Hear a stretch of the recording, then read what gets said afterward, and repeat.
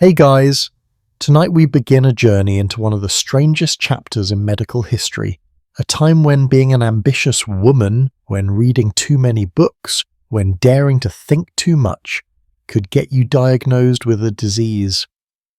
Imagine this, you're a woman in 1870-something America. You want to write, you want to learn, you want to be more than just a wife confined to the parlour.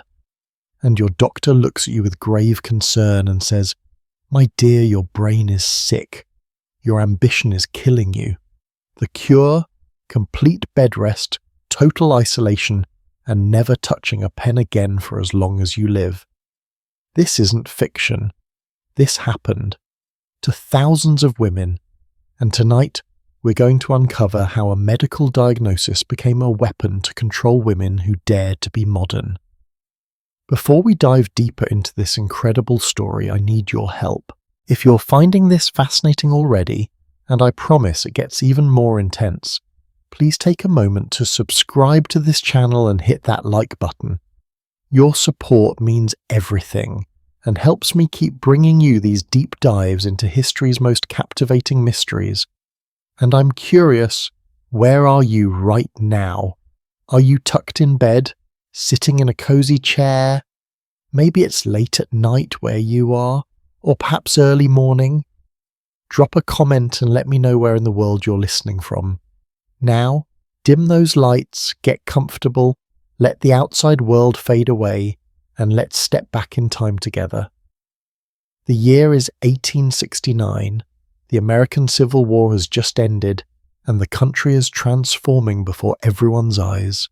Cities are exploding in size, factories are roaring to life, telegraph wires are stretching across continents.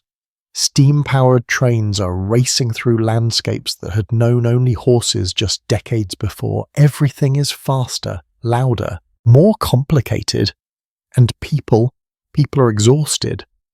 But this isn't just regular tiredness, this is something deeper, something the doctors have never quite seen before. Men and women, but especially women, are coming to physicians' offices with a bewildering array of symptoms. Crushing headaches that won't go away, insomnia that lasts for weeks, a kind of fatigue so profound that getting out of bed feels like climbing a mountain, digestive problems, heart palpitations, anxiety that creeps in like fog and won't lift, depression that settles over them like a heavy blanket. Some patients describe feeling like their minds are simply worn out, like a machine that's been running too long without oil. The doctors are puzzled. This doesn't look like any disease they've studied.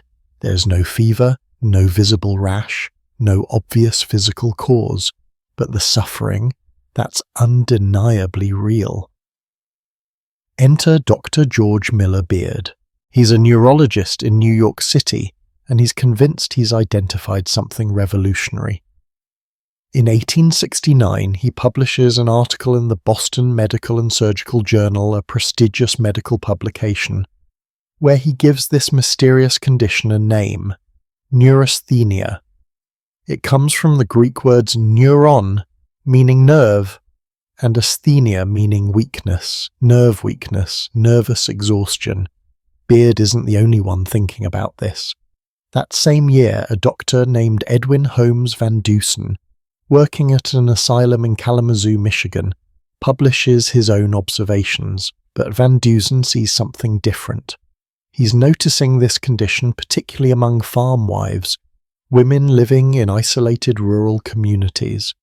These women are lonely, bored, trapped in endless cycles of childcare and housework with no intellectual stimulation, no social connection, no break from the monotony. Van Dusen sees their symptoms, the irritability, the insomnia, the general malaise, as a response to this crushing isolation and lack of purpose. But Beard has a completely opposite theory. He looks around bustling New York City and sees the problem differently. For Beard, neurasthenia isn't about isolation, it's about too much stimulation. It's about the frantic pace of modern life overwhelming people's delicate nervous systems. He writes with absolute confidence about what he believes is causing this epidemic, And here's where it gets really interesting, and frankly, quite revealing about the time period. Beard identifies 5 factors of modern civilization that he believes are literally draining people's nerve energy. Listen to this list carefully. Steam power, the telegraph, the periodical press, that's newspapers, the advancement of sciences, and, here's the kicker, the mental activity of women. Yes, you heard that right. The mental activity of women. Beard lists women thinking as one of the 5 major stressors of modern civilization, right up there with the telegraph and steam engines. Let that sink in for a moment. Beard genuinely believes that civilization is advancing too quickly for the human nervous system to keep up. He thinks that our bodies, evolved for simpler times, are being overwhelmed by all this progress. And women using their brains? That's part of the problem. That's helping to create this epidemic of exhaustion. Now, here's where the story gets even more complicated, because neurasthenia becomes wildly popular as a diagnosis. By the 1880s and 90s, it's everywhere. It's the fashionable disease, and there's a strange paradox at work here. Having neurasthenia actually becomes something of a status symbol. Think about it this way. If you have neurasthenia, according to the medical theory of the time, it means you're refined, educated, civilized. It means your nervous system is so highly developed, so sensitive, so advanced, that the crude realities of modern life are too much for you. Poor people, according to Beard, don't get neurasthenia. Immigrants don't get it. People doing manual labor don't get it. This is a disease of the elite, the thinking class, the people with delicate constitutions. Some of the most famous intellectuals of the era are diagnosed with neurasthenia. William James, the pioneering psychologist and philosopher, he has it. He even gives it a nickname, Americanitis. There's a wry humour in that name, an acknowledgement that this supposedly devastating condition has become almost quintessentially American. Marcel Proust, the brilliant French novelist who would go on to write In Search of Lost Time, is said to suffer from neurasthenia. These aren't obscure figures. These are some of the great minds of the age. And of course, where there is a diagnosis, there is money to be made. The Rexall Drug Company starts marketing something called Americanitis Elixir, a tonic specifically designed to soothe your neurasthenic symptoms. Patent medicines flood the market, all promising to restore your depleted nerve energy, to bring back your vitality, to cure your modern exhaustion. It's a booming industry, but here's what makes this story so haunting, so relevant even today. Neurasthenia isn't just a medical diagnosis. It's a mirror reflecting all of society's anxieties, prejudices, and power structures. Look at who's getting diagnosed. Look at what treatments they're receiving.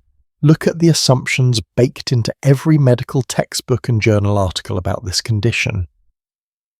Beard writes, and remember this is considered legitimate medical science at the time, that neurasthenia strikes the civilized, refined, and educated, rather than the barbarous and lowborn and untrained of women more than of men. He actually argues that the condition proves the superiority of certain races and classes. If you can get neurasthenia, you're more evolved. Your nervous system is more sophisticated. Can you see what's happening here? A medical diagnosis is being used to reinforce every existing social hierarchy. It's declaring that white, wealthy, educated people are biologically different from, and by implication better than, everyone else. And women? Women are categorized as having nervous systems even more delicate than men of their same social class. Now, does this sound familiar at all? Think about our modern world for just a moment.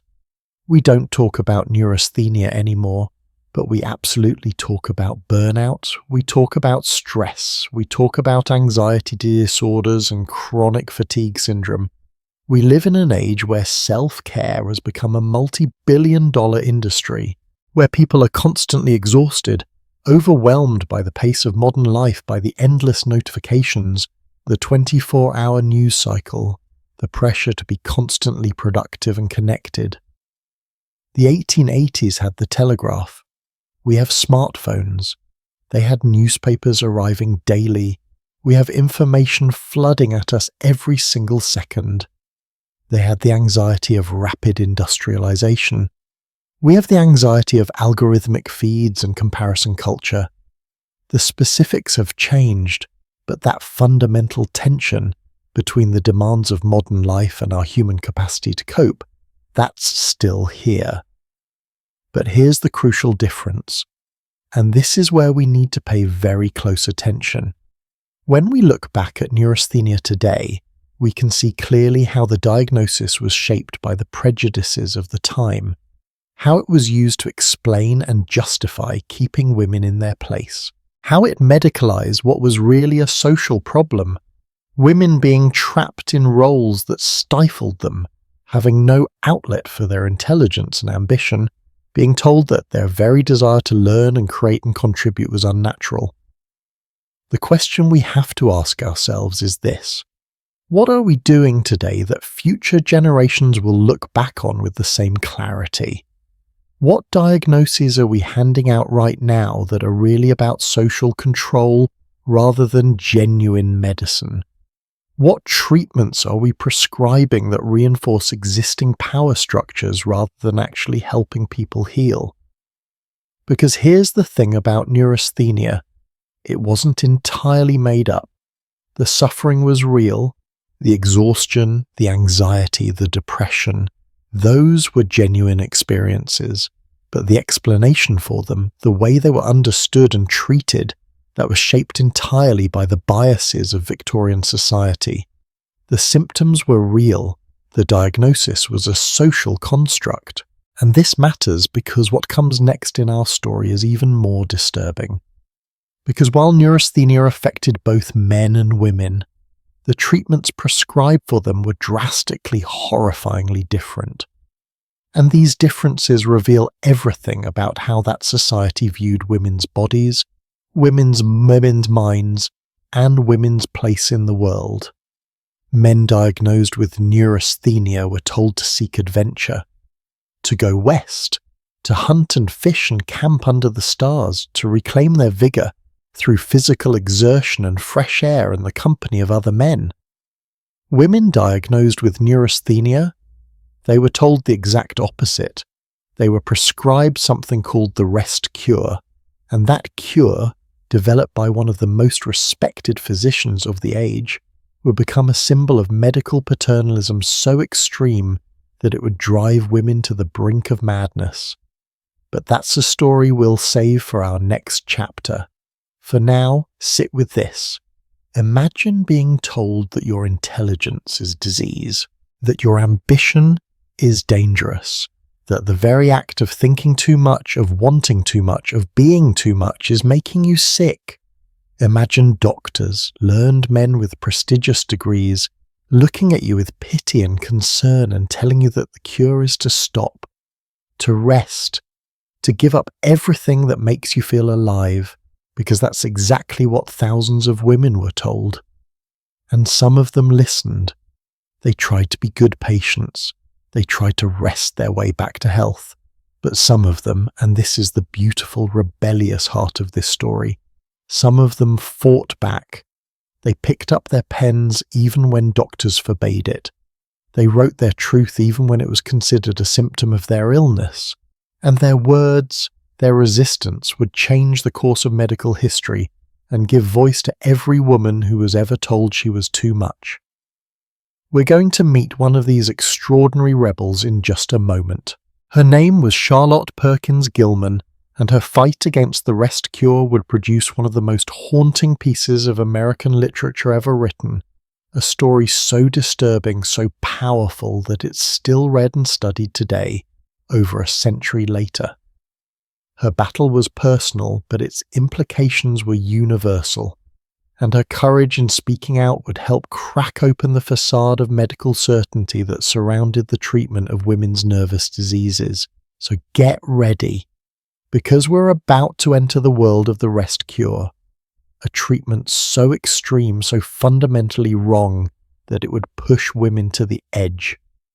And we're going to understand exactly why one woman decided that madness was preferable to the cure that was supposed to save her. So here's where this story takes an absolutely fascinating turn. Because neurasthenia didn't just stay contained in American medical journals. It exploded. It became a phenomenon. And the way it spread, the way people talked about it, the way it was marketed and understood, tells us something profound about what was really happening beneath the surface of all those medical diagnoses. Picture this. You're at a dinner party in 1885. You're among the wealthy elite of New York or Boston or Philadelphia. The conversation turns to health, as it often does, and someone mentions, almost casually, that they've been diagnosed with neurasthenia. There's a moment, can you imagine it, where everyone at the table nods knowingly. There's sympathy, yes, but there's also something else. Something like respect, because having neurasthenia means you're important enough, busy enough, intellectual enough to have worn yourself out. It's almost like saying, I'm suffering from being too successful, too refined, too advanced for this crude modern world. It's wild when you think about it, a disease as a status symbol, but that's exactly what happened. George Miller Beard, that neurologist we met earlier, he leans hard into this idea. He starts calling neurasthenia the American disease. Sometimes it's called Americanitis. And yes, that's actually what they called it. The great philosopher and psychologist William James uses that term himself, almost affectionately, to describe his own condition. There's this weird pride mixed in with the suffering. I have Americanitis becomes code for I'm so engaged with the fast-paced, intellectually demanding, modern American life that my delicate nervous system can't handle it. But here's the question we need to ask, and this is crucial. Who exactly is getting diagnosed with this condition? And maybe more importantly, who isn't? Beard is very explicit about this. In his 1881 book, American Nervousness, Its Causes and Consequences, he writes, and I want you to hear his actual words because they're so revealing. He says neurasthenia affects those with fine organization. And what does that mean? He explains that this fine organization is frequently associated with superior intellect and with a strong and active emotional nature. He continues, it is the organization of the civilized, refined, and educated, rather than of the barbarous and low-born and untrained, of women more than of men. It is developed, fostered, and perpetuated with the progress of civilization. Let me translate what he is really saying here. According to Beard, neurasthenia only affects white, wealthy, educated people, the civilized races, and women especially, because their nervous systems are supposedly even more delicate than men's of the same class. He literally writes that neurasthenia scarcely exists among non-white populations. In his view, you have to be sufficiently evolved to get this disease. Your nervous system has to be refined enough to be overwhelmed by modernity. Immigrants crowding into tenement housing, working class people labouring in factories, Black Americans, indigenous peoples. According to this theory, their nervous systems are too primitive to experience neurasthenia. They're built for hard labour and difficult conditions. They can handle what delicate, refined white people cannot. Can you see what's happening here? This isn't medicine. This is racial pseudoscience wrapped up in medical terminology. It's taking the existing social hierarchy, white over non-white, wealthy over poor, men over women, and declaring it to be biological fact. The diagnosis becomes proof of superiority. I suffer from neurasthenia translates to, I am more highly evolved than those who don't. And people bought into this, completely. Famous intellectuals competed to be the most neurasthenic, The French novelist Marcel Proust, who would spend years writing his masterpiece In Search of Lost Time from his cork-lined bedroom, was said to be a prime example of the artistic temperament made fragile by neurasthenia. His reclusiveness, his sensitivity to noise and light, his obsessive attention to memory and sensation, all of this fit perfectly into the narrative of the brilliant mind too refined for the ordinary world. William James, one of America's greatest thinkers, wrote candidly about his struggles with what he called Americanitis. But there's something almost darkly humorous in how he frames it. He's quoted as saying, "I take it that no man is educated who has never dallied with the thought of suicide." It's a chilling line, but it also reveals the strange romanticism that surrounded these diagnoses. Suffering became intellectual. Mental anguish became proof of depth. The ability to be overwhelmed by existence became a mark of sensitivity and intelligence. Now, where there's a fashionable disease, there's money to be made. Always. The pharmaceutical industry of the late 19th century wasn't as regulated as today. Actually, it was barely regulated at all. So companies seized on this epidemic of nervous exhaustion and started cranking out remedies. The Rexall Drug Company introduced something called Americanitis Elixir. Yes, that was its actual name. The advertising promised it would soothe your jangled nerves, restore your depleted energy, and help you cope with the overwhelming demands of modern civilization. What was in it? Probably alcohol, maybe some cocaine or morphine. These were common ingredients in patent medicines of the era. The bottle would promise relief from nervous prostration, brain fag, and general debility. Brain fag, that was another term they used, especially in Britain and across the British Empire.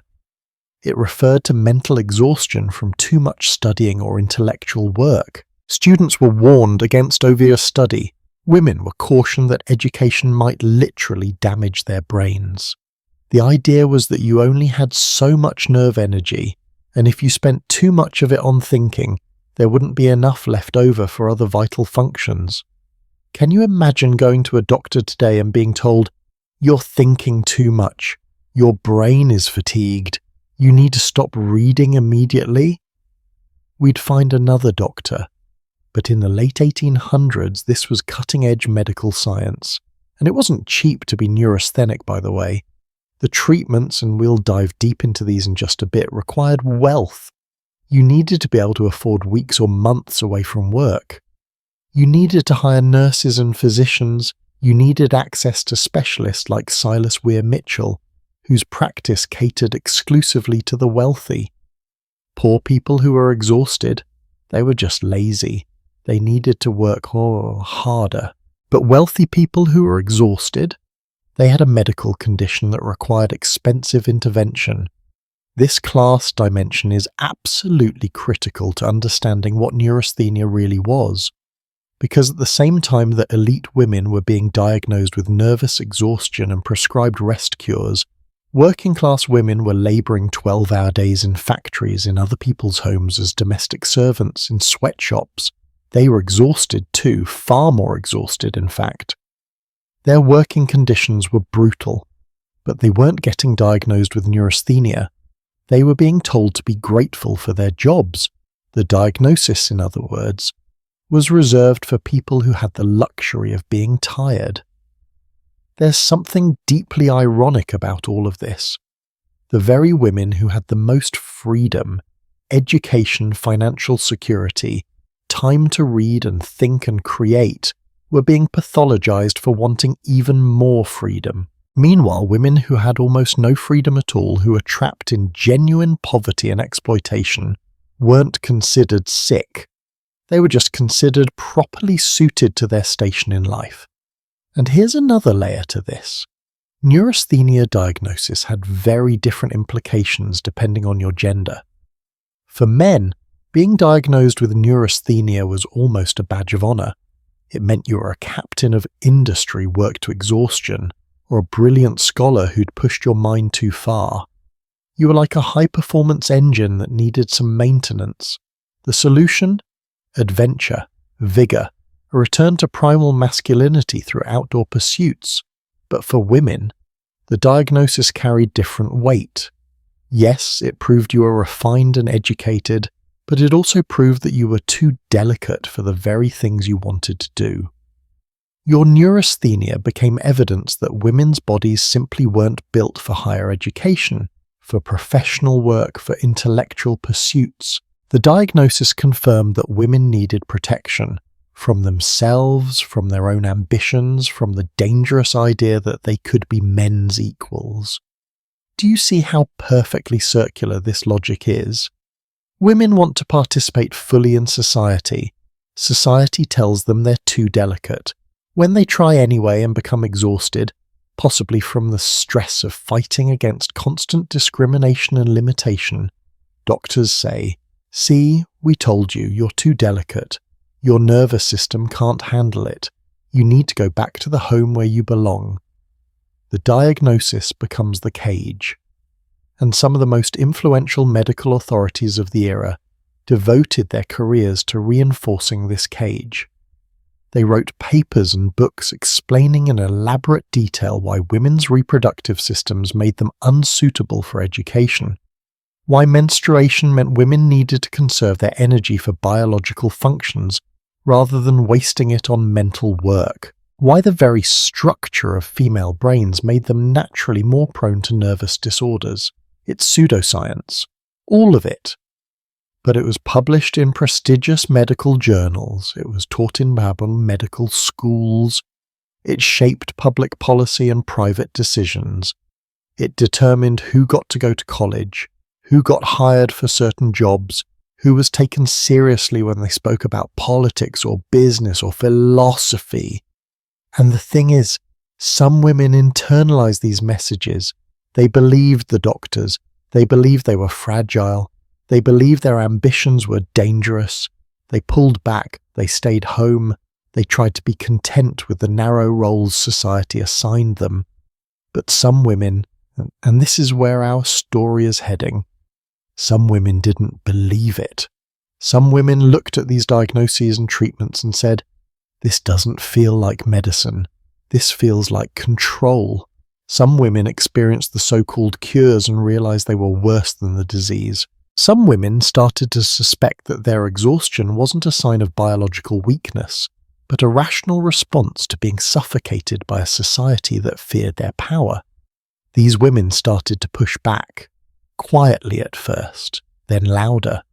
They wrote, they spoke, they refused to be silenced by diagnoses that were really just sophisticated forms of silencing. But before we meet these rebels, we need to understand exactly what they were rebelling against. We need to see the full horror of how differently men and women were treated when they received the same diagnosis. We need to understand the stark contrast between the treatments prescribed for neurasthenic men versus neurasthenic women, because while men were being told to embrace adventure and reclaim their vigor through outdoor pursuits, hunting, fishing, camping, all the stereotypically masculine activities, women were being prescribed something entirely different, something that stripped away their autonomy, something that treated them not like patients who needed healing, but like children who needed to be controlled, something that in many cases made them worse instead of better. That treatment was called the rest cure, and understanding it, really understanding what it involved and what it represented, is essential to grasping how medical authority was wielded as a tool of social control, how care could be twisted into cruelty, how healing could be used as a mask for silencing. So let's step into that world.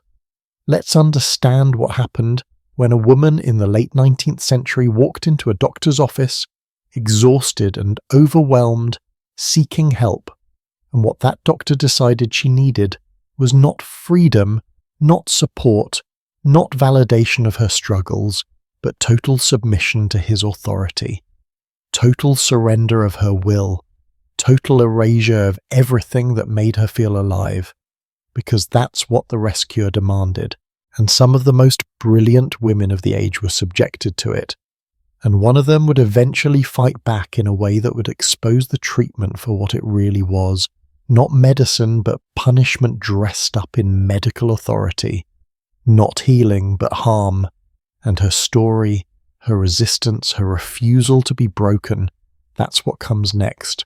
So stay with me, because we're about to meet the women who'd rather be called mad than accept a cure that demanded they stop being fully human.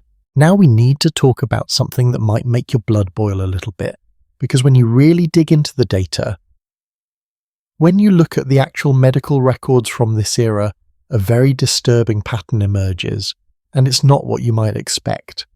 There's this common myth about neurasthenia, one that persisted for decades and still shows up in history books, that it was overwhelmingly a disease of women, that Victorian-era doctors were diagnosing women left and right with nervous conditions while men walked around perfectly fine. And there's some truth to that narrative, but the reality is actually more complex and, frankly, more insidious. Researchers have gone back and examined the admission records from some of the most prestigious hospitals of that era. The National Hospital at Queen Square in London, for example, one of the leading neurological hospitals in the world, kept meticulous records throughout the entire neurasthenia epidemic. And here's what they found. The diagnosis was actually fairly balanced between men and women. Roughly equal numbers, men were being diagnosed with neurasthenia just as frequently as women were. So if both sexes were getting diagnosed at similar rates, why does history remember neurasthenia as primarily a women's disease? Why did it become so associated with female weakness and fragility? The answer lies not in the diagnosis itself, but in what happened after the diagnosis, the treatment. That's where the gender divide becomes a chasm so wide, so stark, that it reveals everything about how that society viewed men versus women, masculine strength versus feminine weakness, male potential versus female limitations. Let me paint you two scenarios. Two patients, same diagnosis, same symptoms, exhaustion, anxiety, insomnia, that overwhelming sense of being unable to cope with modern life.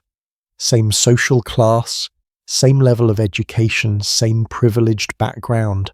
The only difference, one is a man, one is a woman. The man walks into his doctor's office. The doctor listens, nods sympathetically, and says something like this. "My dear fellow, you've been working too hard. Your mind is overtaxed.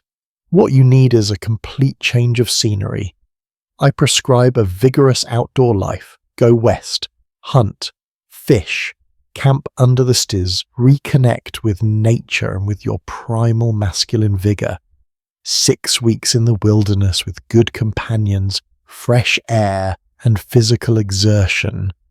That will restore your nerve force." The woman walks into her doctor's office. Same doctor, same sympathetic nod. But the prescription? "My dear lady, your nervous system is overtaxed. But the solution is not exertion. That would be far too dangerous for your delicate constitution. What you need is complete rest. I'm prescribing bed rest for the next 6 to 8 weeks. No visitors, no reading, no writing, absolutely no intellectual stimulation. You'll be fed a special diet. Your mind needs to go quiet. Your body needs to be still. Trust me, this is the only way to restore your health. Can you see it?" The man is told to become more active, more engaged, more alive. The woman is told to become less active, less engaged, less herself. The treatment for men was called various things: the camp cure, the West cure, outdoor therapy. And yes, it was considered legitimate medical treatment. Doctors would write formal prescriptions telling their male patients to go camping. Some physicians even accompanied wealthy patients on these expeditions, documenting the therapeutic effects of roughing it in nature. But here's the thing, and this is almost darkly funny. These masculine adventures weren't actually very rough. Silas Weir Mitchell, the same doctor who would become famous for prescribing extreme rest cures for women, also prescribed camping trips for men, and we have his personal journals from these expeditions. Listen to what one of his trips looked like. He went to Yellowstone with 22 soldiers, 4 packers, 1 chief packer, 1 hunter, 2 cooks, 55 horses, 21 mules, and 1 dog. That's not roughing it. That's a mobile luxury resort. But it counted as therapeutic because it was outdoors, it was active, and it allowed men to engage with what the era considered properly masculine pursuits. The underlying theory was that men's neurasthenia came from being too civilized, from spending too much time in offices and drawing rooms when they were built for action and conquest. The cure was to temporarily return to a more primitive state, to hunt, to fish, to test themselves against nature. This would recharge their masculine vitality and prepare them to return to their demanding roles as leaders, businessmen, intellectuals. For women, the theory was completely inverted. Women's neurasthenia, according to medical authorities, came from trying to be too much like men, from engaging in activities, education, intellectual work, social activism, that their bodies and minds simply weren't designed for. The medical literature of the time is absolutely explicit about this. Doctors wrote extensively about how women's reproductive systems made them fundamentally different from men. They believed that women had a finite amount of energy, and that this energy needed to be carefully conserved for reproductive functions. If a woman spent too much energy on intellectual pursuits, there wouldn't be enough left over for a womb. Seriously, they believed education could damage a woman's fertility. They believed that studying during menstruation could cause permanent harm.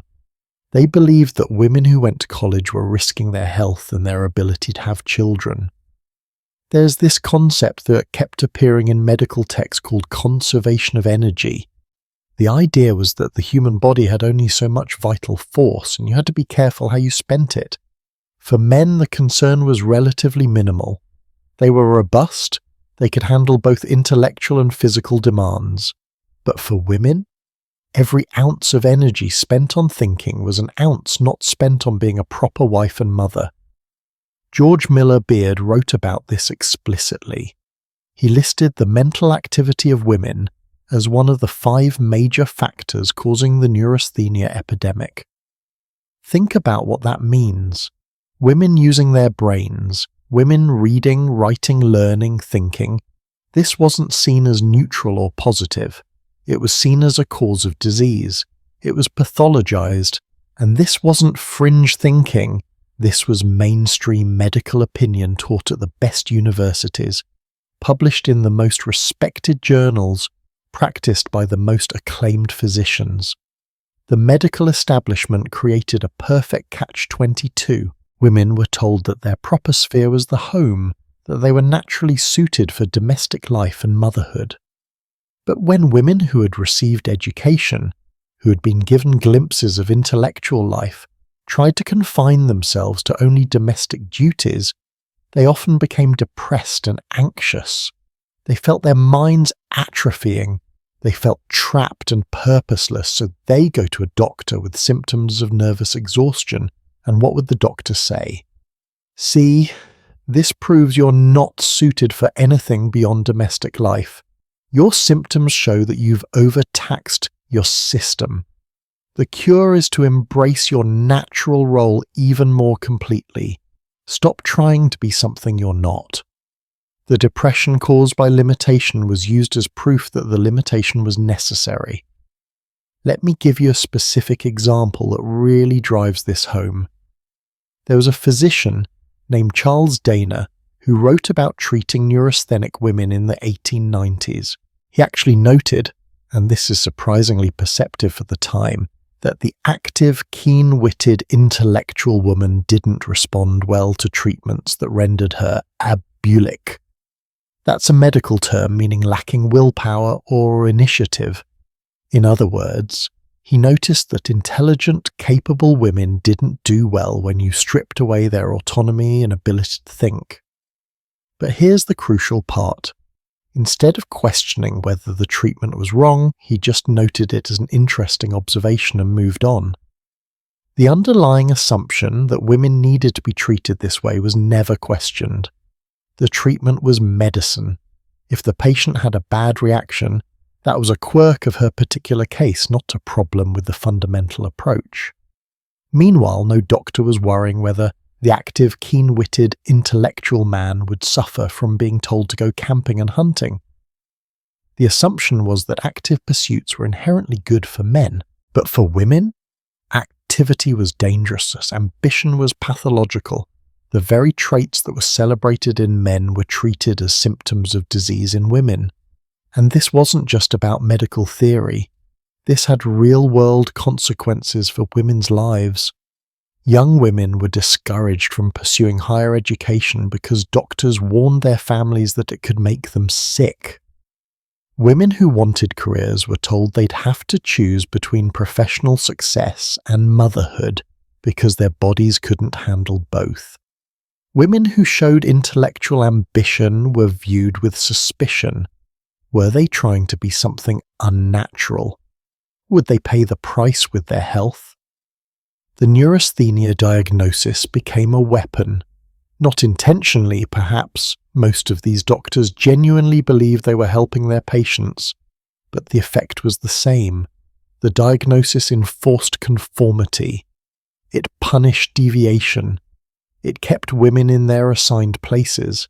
And here's something that makes this even more complex. The women being diagnosed weren't the poorest or most oppressed women in society. They were, by and large, privileged women, white women, wealthy women, women who had access to education and had time to pursue interests beyond pure survival. Working class women, immigrant women, women of colour, they were exhausted too, probably more exhausted. They were working brutal hours in factories, in fields, in other people's homes. They were raising children while working full-time. They were dealing with poverty, discrimination, dangerous working conditions. But they weren't getting diagnosed with neurasthenia. The medical establishment didn't see their exhaustion as a disease requiring treatment. It was just seen as their lot in life. So neurasthenia diagnosis, for all its problems, was in some ways a privilege. It meant doctors took your suffering seriously enough to give it a name and attempt treatment. But that treatment came with strings attached. It came with expectations. It came with pressure to conform to very specific ideas about what a woman should be. The women who would eventually rebel against these treatments, and we're about to meet them, were navigating this complicated terrain. They had enough privilege to be heard, to have their writing published, to make their protests matter.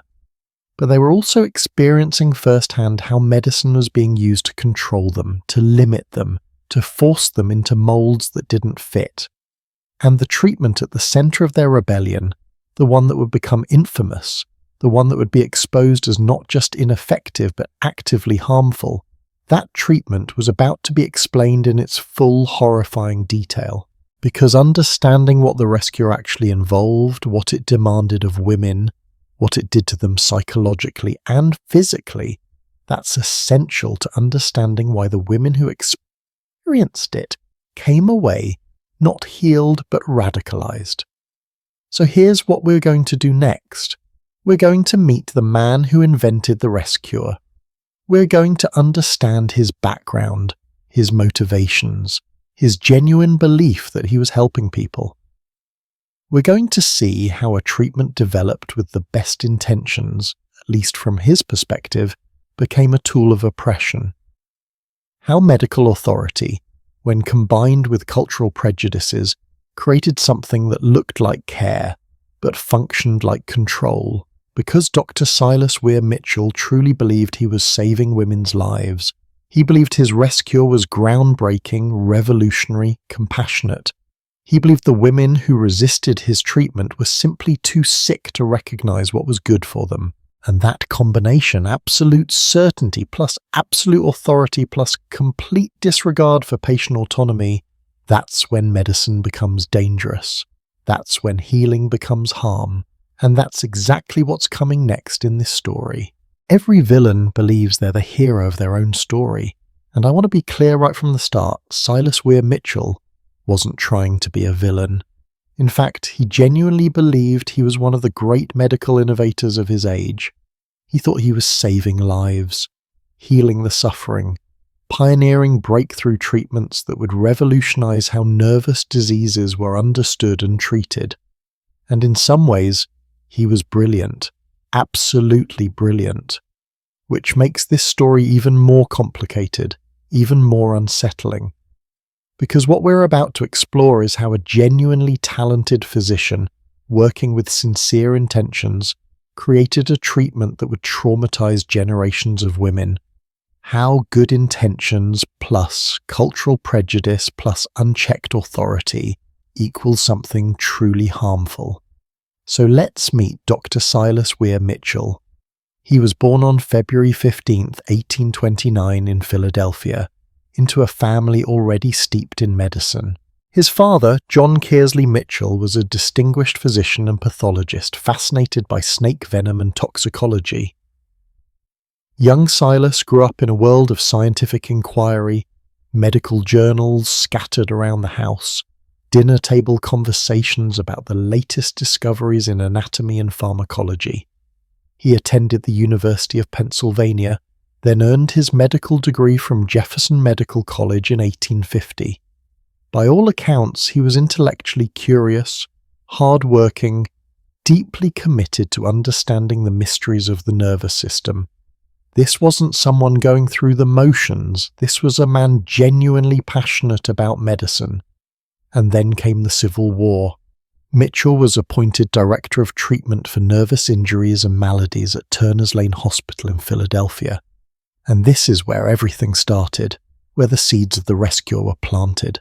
Because Mitchell was dealing with soldiers who had suffered devastating nerve damage from bullet wounds, men who'd been shot in the arms or legs, and even after the physical wound healed, experienced excruciating burning pain that wouldn't go away. He would later name this condition causalgia, and his description of it remains medically accurate to this day. We now call it complex regional pain syndrome. These soldiers were suffering terribly. The pain was so intense that some of them became, in the medical language of the time, hysterical. They couldn't sleep, they couldn't function. The psychological toll was immense, and Mitchell, watching these men deteriorate, started experimenting with treatments. He tried narcotics for the pain. He tried limiting their movement to prevent further nerve damage. He tried enforced rest to allow healing. And for some soldiers, it seemed to work. The combination of rest, limited stimulation, and careful feeding appeared to help them stabilize. Mitchell was struck by how important the rest component seemed to be. Soldiers who were forced to lie still, who weren't constantly stimulated by noise and activity, seemed to recover their mental equilibrium more quickly. Now, here's what's fascinating and tragic. Mitchell took lessons learned from treating traumatized soldiers with severe physical injuries and adapted them for treating civilian women with completely different problems. He saw parallels where there weren't any. He assumed that what worked for nerve-damaged soldiers would work for exhausted, depressed women, and that assumption would have profound consequences. In his 1877 book Fat and Blood and How to Make Them, Mitchell introduced his revolutionary treatment to the broader medical community. The title alone tells you something about his approach. He believed that making people fatter and increasing their blood volume was key to healing nervous disorders. The book was a sensation. Doctors all over America and Europe started reading it, studying it, implementing Mitchell's methods. Mitchell wrote with absolute confidence, "I have succeeded in renewing the vitality of feeble people by a combination of entire rest and of excessive feeding, made possible by passive exercise obtained through the steady use of massage and electricity." Let me break down what he's actually describing here. Entire rest means complete bed rest. No getting up except to use the bathroom, and even that was sometimes discouraged. Excessive feeding means force-feeding patients far beyond normal appetite. Passive exercise means someone else moving your limbs for you through massage because you're not allowed to move yourself. Electricity means electrotherapy, running electrical currents through the patient's body, supposedly to stimulate the nerves and prevent muscle atrophy. This was the rest cure, and Mitchell prescribed it almost exclusively for women. The treatment typically lasted 6 to 8 weeks, sometimes longer, and it was strict, incredibly strict. Mitchell believed that half measures wouldn't work. You had to commit completely to the cure or it would fail. And here's where his philosophy gets really revealing. He wrote that his success depended largely on what he called the moral methods of obtaining confidence and ensuring a childlike acquiescence in every needed measure. Childlike acquiescence. Let that phrase settle for a moment. He's explicitly saying that he needs his patients to become like children, obedient, unquestioning, submissive to his authority. The patients were isolated from their families and friends. No visitors allowed except occasionally under strict supervision. They couldn't read, books were considered too stimulating. They couldn't write. Mitchell was particularly adamant about this. Many of his patients were writers, intellectuals, women who found expression and purpose through their creative work. He forbade all of it. The feeding regime was intense. Patients were given milk, lots and lots of milk, typically 4 ounces every 2 hours, plus a high-fat diet designed to add significant weight. Mitchell believed that thin women were sick women and that adding fat would somehow cushion their delicate nervous systems. Patients routinely gained 25 to 40 pounds during treatment. This was considered success. One of his case studies describes a woman he called Mrs. C. She came to him weighing, and these are his words, no more than the average chicken of a boarding house table. After 1 month of his treatment, she'd gained 40 pounds. Mitchell was thrilled. He presented her as one of his great successes. But here's what he doesn't write about in his medical textbooks. What was happening in these women's minds during this treatment? Imagine being an intelligent, active woman. You're dealing with depression, with exhaustion, with feeling overwhelmed by the constraints of your life. You go to the most respected nerve specialist in America seeking help, and he puts you in bed for weeks. You can't see your friends, you can't read to occupy your mind, you can't write to express your feelings, you can't even get up and walk around the room. You're being fed like livestock, your body changing in ways you can't control. Nurses and doctors move your limbs for you. They bathe you, they make every decision. You have no autonomy whatsoever, and you're told that if you resist, if you question, if you don't show childlike acquiescence, then you're proving that you're too sick to know what's good for you. Your resistance becomes evidence of your illness. Can you imagine? Can you feel how suffocating that would be? Mitchell genuinely believed he was helping.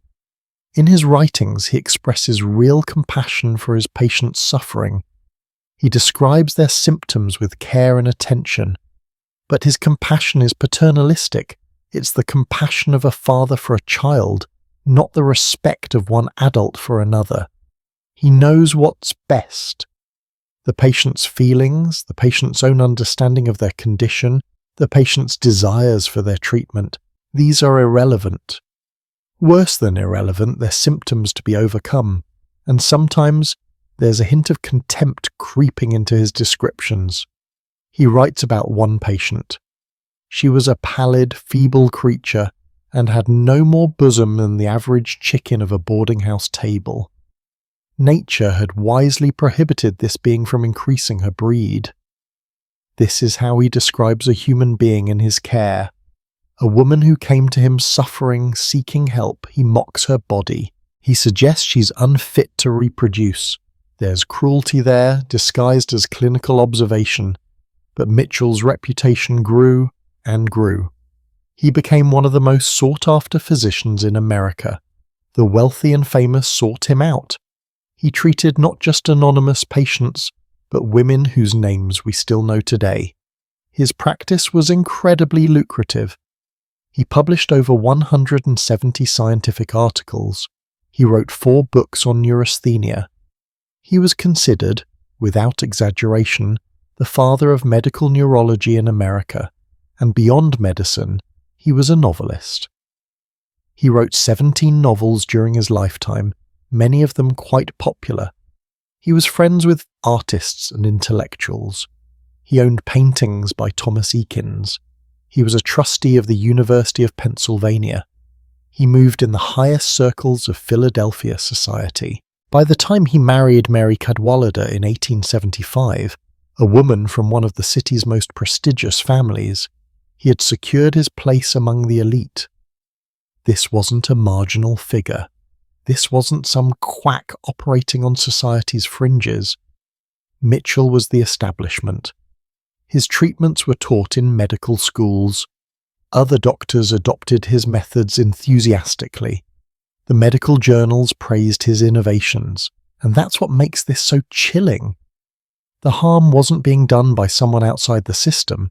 It was being done by the system itself, by its most respected members, with the full authority of medical science behind it.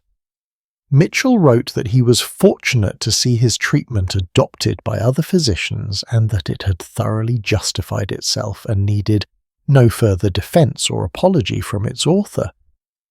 But then, and this is fascinating, he adds something almost ominous. He writes, "I am now more fearful that it will be misused, or used where it is not needed, than that it will not be used." And then, with this word of caution, I leave it again to the judgment of time and my profession. The judgment of time.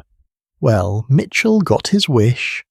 Time has indeed judged his rest cure, but not in the way he hoped.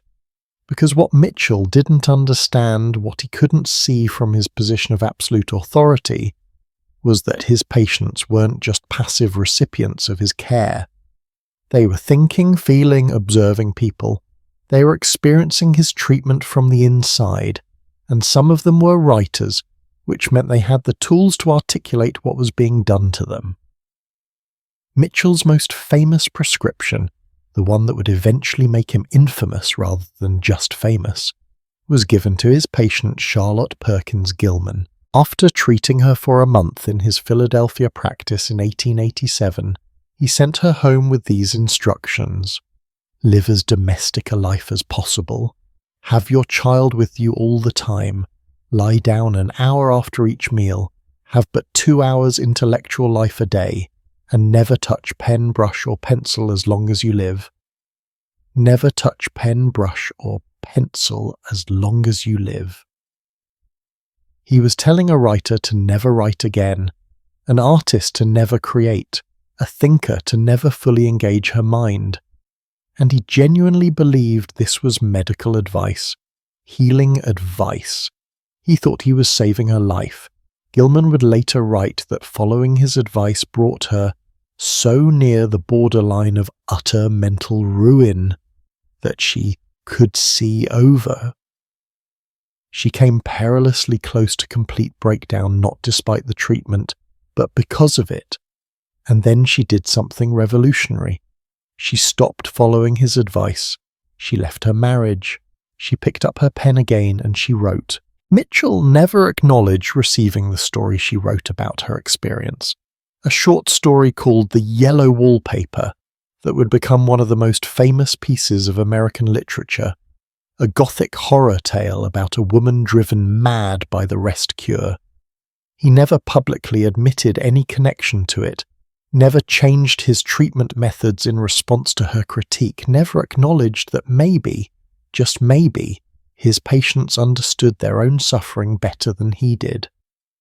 He died in 1914, still convinced of his medical genius, still celebrated by his profession, still completely unaware that his name would eventually become synonymous, not with innovative treatment, but with medical paternalism at its most damaging. But before we meet Charlotte Perkins Gilman properly, before we dive into her experience and her rebellion, we need to understand exactly what Mitchell's rescue involved in practice. We need to go day by day through what it was actually like to be subjected to this treatment, because understanding the full reality of it, the physical discomfort, the psychological torture, the systematic stripping away of autonomy, that's essential to understanding why the women who experienced it came away so profoundly changed. So that's where we're heading next. Into the room where the rescue happened, into the daily routine of complete submission, into the experience of being told that your salvation requires your erasure. We're going inside the treatment itself, and I promise you it's even worse than you're imagining. Close your eyes for just a moment. Well, maybe keep them half open so you can still follow along, but try to really put yourself in this situation. You're lying in bed. You've been lying in this bed for 3 weeks now, the same 4 walls, the same ceiling, the same window showing the same view. You're not allowed to get up except to use the chamber pot, and even that is discouraged. A nurse watches you constantly. She feeds you, she bathes you, she moves your arms and legs for you in what they call passive exercise, but it feels more like being a doll, lifeless and manipulated. Every 2 hours, day and night, someone wakes you to drink 4 ounces of milk. Your stomach is perpetually full, uncomfortably bloated. You can feel your body changing, swelling, but you have no control over it. There are no books by your bedside. Reading is forbidden. No paper, no pens. Writing is forbidden. No visitors. Social interaction is too stimulating. Even your own thoughts start to feel like betrayal, because you've been told that thinking too much is what made you sick in the first place. This is day 21. You have at least 21 more days to go, maybe more. Your doctor will decide when you're cured. Not you, never you. Welcome to the rest cure. Let's walk through what it actually involved, day by agonizing day. The treatment usually began with what Mitchell called seclusion.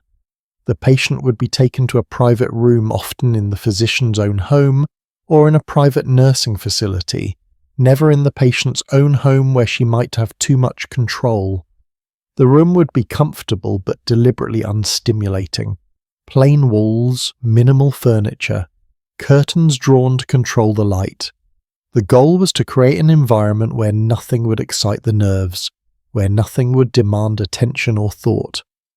The patient would be put to bed and told she would remain there for the duration of treatment. 6 weeks minimum, 8 weeks commonly, sometimes even longer if the doctor decided she wasn't responding quickly enough. And then the isolation would begin. This wasn't just physical isolation, though that was part of it. This was a systematic isolation from everything that gave the patient a sense of identity and purpose. Family members were generally forbidden from visiting for at least the first several weeks. Friends were absolutely not allowed. Letters could sometimes be received, but they were often read first by the attending physician or nurse to ensure they contained nothing stimulating or upsetting. What counts as stimulating? Apparently, almost anything. News from the outside world, updates on social causes the patient cared about. Even expressions of love and support could be deemed too emotionally activating. The idea was to create a kind of sensory and emotional deprivation chamber, where the patient's mind would gradually go quiet, becoming blank and receptive to the doctor's guidance. Books and newspapers were strictly prohibited. Mitchell was absolutely adamant about this. He believed that reading, especially the kind of serious intellectual reading that educated women enjoyed, was actively harmful. It stimulated the brain when the brain needed to rest. It gave women ideas when what they needed was submission. In his writings, he's quite explicit that intellectual stimulation is particularly dangerous for women because their nervous systems can't handle it the way men's can. But here's the thing about boredom. It's not peaceful. It's not restful. When you take away all external stimulation from an active mind, that mind doesn't go quiet. It turns inward. It spirals. Thoughts become obsessive because there's nothing to interrupt them. Anxiety intensifies because there's nothing to distract from it. The treatment designed to calm the mind often had the exact opposite effect. And if a patient complained about this, if she said, "Doctor, I'm going mad from boredom, please, just one book, just something to occupy my thoughts," that complaint would be taken as evidence that she wasn't submitting properly to the cure. Her resistance proved she was still too sick to know what was good for her. The cure must continue. Now let's talk about the feeding regime, because this was central to Mitchell's theory. He believed that neurasthenic women were almost always underweight. Remember his charming description of patients having no more bosom than the average chicken of a boarding house table. He was convinced that adding fat to their bodies would somehow cushion their nervous systems and restore their vitality.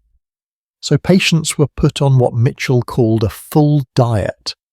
But this wasn't just eating regular meals. This was systematic, aggressive overfeeding. 4 ounces of milk every 2 hours, around the clock. That's 12 times a day. Plus 3 large high-fat meals, cream, butter, rich meats, eggs. The goal was rapid weight gain.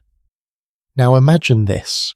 You're lying in bed, unable to exercise, unable even to walk around the room.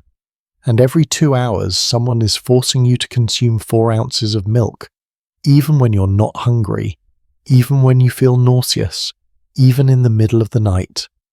You wake up to drink milk, then try to fall back asleep, only to be woken again 2 hours later.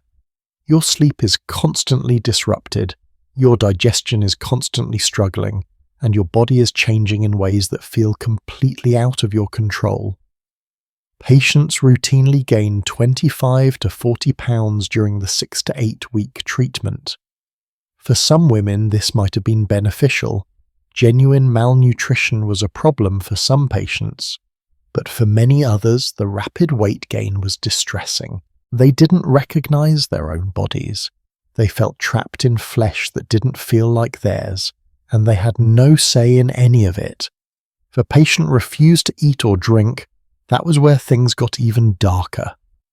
Mitchell advocated force feeding when necessary, not through a tube. That was rare, but through psychological pressure and manipulation. The doctor or nurse would sit with the patient and essentially refuse to leave until the food was consumed. They would use guilt, shame, appeals to family duty. Don't you want to get better? Don't you want to return to your husband and children? This is the only way. You must eat. And for a woman raised in Victorian society, taught from childhood to be compliant and pleasing, to defer to male authority, especially in medical matters, this kind of pressure was often impossible to resist. Then there was the passive exercise. Twice a day, sometimes more, a nurse or the doctor himself would come in and manipulate the patient's limbs, lifting arms, bending legs, rotating joints. The theory was that this would prevent muscle atrophy since the patient wasn't allowed to move herself. But the reality was often uncomfortable, sometimes painful, and deeply infantilizing. Here's this adult woman being moved like a puppet while she lies there passively. It's hard to imagine anything more effective at destroying a person's sense of agency and bodily autonomy. And then we come to the electrotherapy. Oh, the electrotherapy. This was considered cutting-edge treatment. Mitchell and his colleague A.D. Rockwell were major advocates of using electrical current to treat nervous disorders. They believed it stimulated the nerves, restored vitality, prevented muscle deterioration during the enforced rest. The patient would have electrodes attached to various parts of her body, often the spine, the abdomen, the limbs. Then electrical current would be run through her. Sometimes it was just a mild tingling, Sometimes it was painful enough to make muscles spasm involuntarily. The patient had no control over the intensity or duration. That was entirely up to the physician. Can you imagine lying there, unable to move, unable to do anything, while someone runs electricity through your body? The helplessness of it, the violation of it, and here's something that's simultaneously darkly funny and deeply disturbing. There was never any scientific evidence that electrotherapy worked for neurasthenia. None, even at the time critics were pointing this out. An 1868 review, that's before Mitchell even fully developed his rest cure, noted that the scientific basis for electrotherapy was questionable at best. Later, in 1895, Sigmund Freud reviewed the treatment and called it outright a pretense treatment. He said it was theatre, not medicine. But Mitchell continued prescribing it because he believed in it, because it was part of his systematic approach, and because, and this is key, it reinforced the power dynamic. The doctor, with his impressive electrical equipment, applying scientific-looking treatment to the passive, helpless patient. It looked like medicine. It felt like progress. But it was, as Freud pointed out, mostly pretense. The psychological component of the rest cure was perhaps its most insidious element. Mitchell wrote extensively about the importance of what he called moral treatment, by which he meant psychological manipulation. He needed, in his own words, the moral methods of obtaining confidence and ensuring a childlike acquiescence in every needed measure. He trained his nurses to establish complete authority over patients, to be kind but firm, to never allow questioning or debate, to treat the patient with the sort of gentle firmness you might use with a difficult toddler. And if a patient resisted, if she argued, if she expressed doubts about the treatment, this was taken as proof that she was still deeply ill. Her resistance became a symptom requiring more aggressive treatment. Think about the psychological bind this creates. If you submit, you're proving that the treatment is working. You're becoming appropriately docile and childlike. If you resist, you're proving you're still sick and need more treatment. There's no way to win. There's no way to advocate for yourself without that advocacy being used against you. And the treatment didn't end when the patient left the doctor's care. Oh no! Mitchell would send patients home with strict instructions about how to live their lives going forward. We already mentioned his prescription to Charlotte Perkins Gilman, never touch pen, brush or pencil as long as you live. But his prescriptions typically included detailed guidance about acceptable activities, appropriate amounts of mental stimulation, proper domestic behaviour. Women were told to embrace domestic life completely, to focus on their children and husbands, to avoid anything intellectually demanding, to stop pursuing careers or creative work or social causes. The message was clear. You got sick because you tried to be more than what nature intended for you. The cure is to accept your limitations and stay within them. For women who had tasted intellectual freedom, who had pursued education or creative work or social activism, this was devastating. The treatment demanded not just physical submission, but the surrender of ambition itself. The erasure of the parts of themselves that felt most alive and meaningful. And here's what makes this even more tragic. Some women did feel better after the rest cure, not because the treatment itself was therapeutic, but because the intensive attention, the removal from stressful situations, the genuine rest from household duties, these things could provide temporary relief. A woman exhausted from childcare and household management suddenly having all her physical needs attended to for 6 weeks might genuinely feel more rested afterward. But at what cost? The price of that relief was the reinforcement of every limiting belief about women's capabilities. The price was a prescription for life that demanded she never again challenge the boundaries placed around her. The price was her autonomy, her ambition, her full humanity. Mitchell saw the women who reported feeling better as vindication of his methods. He published their cases as successes. He used their testimonials to promote his treatment. What he didn't, couldn't, or wouldn't see was the damage being done to women who didn't fit his model. Women for whom the treatment was actively traumatizing. Women who came out not healed but broken. Women who realized they'd rather be considered mad than accept a cure that demanded they become less than fully human. And those women, the ones who saw through the medical authority to the social control underneath, the ones who recognized that their suffering was being used to justify their confinement, the ones who decided to fight back, they were about to change everything. Because one of them would pick up her pen despite Mitchell's prescription, she would write her truth, and her words would echo through history, exposing the rest cure for what it really was. So now we turn to her, to Charlotte Perkins Gilman, to the woman who would rather risk everything than accept the erasure Mitchell prescribed. We're about to meet her at the worst moment of her life, newly a mother, descending into depression, desperate for help, travelling to Philadelphia to see the most famous nerve specialist in America.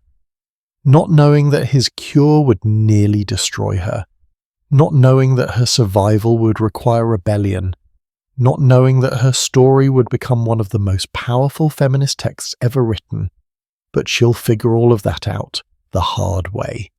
And her journey from patient to rebel to writer is where this story becomes not just a cautionary tale about medical authority, but an inspiration about resistance, about claiming your own voice, about refusing to be erased. There are moments in history when one person's refusal to stay silent changes everything. When someone says no in a way that echoes across generations. When a single act of defiance cracks open a system that seemed impenetrable. Charlotte Perkins Gilman had one of those moments. But before we get to her rebellion, we need to understand who she was before she became a rebel. Because her story isn't just about resistance. It's about what it costs to resist, what you risk when you refuse to be broken, and why some fights are worth having even when you know they'll leave scars. Let's go back to July 3rd, 1860, when Charlotte Anna Perkins was born in Hartford, Connecticut. Her childhood was marked by instability. Her father, Frederick Beecher Perkins, abandoned the family when Charlotte was very young. Her mother, Mary, struggled financially and emotionally, moving the family constantly, sometimes living with relatives, always on the edge of poverty despite coming from the prominent Beecher family. Yes, that Beecher family. Charlotte's great-aunt was Harriet Beecher Stowe, author of Uncle Tom's Cabin. Another great-aunt, Catherine Beecher, was a pioneering educator and writer. The family had a tradition of strong, outspoken women who weren't afraid to challenge social norms. That legacy was in Charlotte's blood, even if her immediate circumstances were far from privileged. Her mother, perhaps wounded by her own experiences with marriage, raised Charlotte with a strange kind of emotional withholding. Mary believed that showing too much affection would make Charlotte vulnerable to future heartbreak. So she deliberately kept her distance, rarely hugging or praising her daughter. Imagine growing up starved for affection, watching your mother intentionally hold back love because she's trying to protect you from pain. It's a kind of armor that becomes a cage. Charlotte was intellectually gifted, curious, passionate about learning. But formal education was sporadic. She attended school irregularly due to the family's frequent moves and financial constraints. So she educated herself, reading voraciously, studying art, developing her writing skills through sheer determination. By her late teens and early 20s, she was working as a commercial artist and art teacher, supporting herself, beginning to find her voice. And then, at age 24, she married Charles Walter Stetson, an artist. It seemed like a good match, two creative people, mutual respect, genuine affection. They married in May of 1884, and almost immediately Charlotte began to struggle. Here's what she wrote in her diary during the early months of her marriage. She described feeling increasingly trapped, suffocated by the domestic expectations placed upon her, the daily routine of housekeeping, the subordination of her own creative work to her husband's needs, the sense that marriage was slowly erasing everything that made her feel like herself. And then she became pregnant. Her daughter, Catherine, was born on March 23rd, 1885, and Charlotte plunged into what we would now clearly recognise as severe postpartum depression. But in 1885, they didn't have that term. They just knew that Charlotte was desperately unhappy, exhausted beyond measure, unable to cope with even basic tasks, descending into a dark fog that wouldn't lift. She wrote about those days, months really, with heartbreaking honesty. She described waking up and immediately wanting to die, feeling nothing for her baby except resentment and guilt about that resentment, being unable to eat, unable to sleep, unable to think clearly. She called them her black empty days and staring nights. Her husband was concerned, her family was concerned, and Charlotte herself was terrified. She'd always prided herself on her strength, her independence, her capability. Now she couldn't even get through a day without falling apart. Something was terribly wrong and she needed help. So in the spring of 1887, desperate and frightened, Charlotte travelled to Philadelphia to see Dr. Silas Weir Mitchell. He was, remember, the most famous nerve specialist in the country. If anyone could help her, surely it was him. She arrived at his practice carrying all her hope, all her fear, all her desperate need for someone to understand what she was going through and help her find a way out. Mitchell examined her, talked with her, assessed her symptoms, and then he began his treatment. Charlotte was put to bed, fed, bathed, rubbed. She describes it almost clinically in her later autobiography. I was put to bed and kept there. I was fed, bathed, rubbed, and responded with the vigorous body of 26. 26 years old, think about that. A young woman in what should be the prime of her life, full of talent and intelligence and passion, lying in a bed being treated like an invalid. But here's what's interesting, and this tells you something about how insidious the rescue was. For that month in Mitchell's care, Charlotte actually felt somewhat better. Not cured, but stabilised. The intensive attention, the removal from the daily pressures of domestic life, the simple rest, these provided temporary relief, and Mitchell, seeing this improvement, concluded that his treatment was working perfectly. He sent her home with his famous prescription. Let me read it again because the exact wording matters. Live as domestic a life as possible. Have your child with you all the time. Lie down an hour after each meal. Have but 2 hours intellectual life a day. And never touch pen, brush or pencil as long as you live. 2 hours of intellectual life per day. That's it. That's all your brilliant mind is allowed. And never create art again. Never write again. Never express yourself through your talents again. For the rest of your life. Charlotte tried to follow his advice. She really did. She went home to her husband and baby. She devoted herself to domestic duties. She limited her reading and thinking. She put away her pens and brushes. She tried to be the wife and mother that society and her doctor told her she should be. And she got worse, much worse. She writes about this period with a horror that's almost palpable even a century later.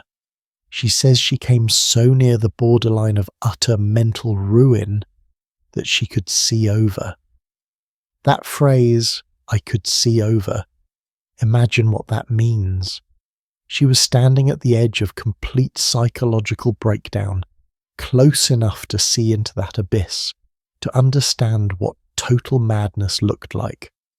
The very treatment that was supposed to save her was destroying her. And then, and this is the moment everything changes, Charlotte made a decision.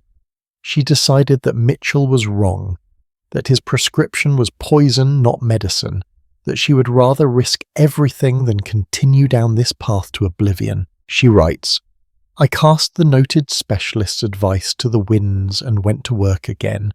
Work, the normal life of every human being. Work in which is joy and growth and service, without which one is a pauper and a parasite.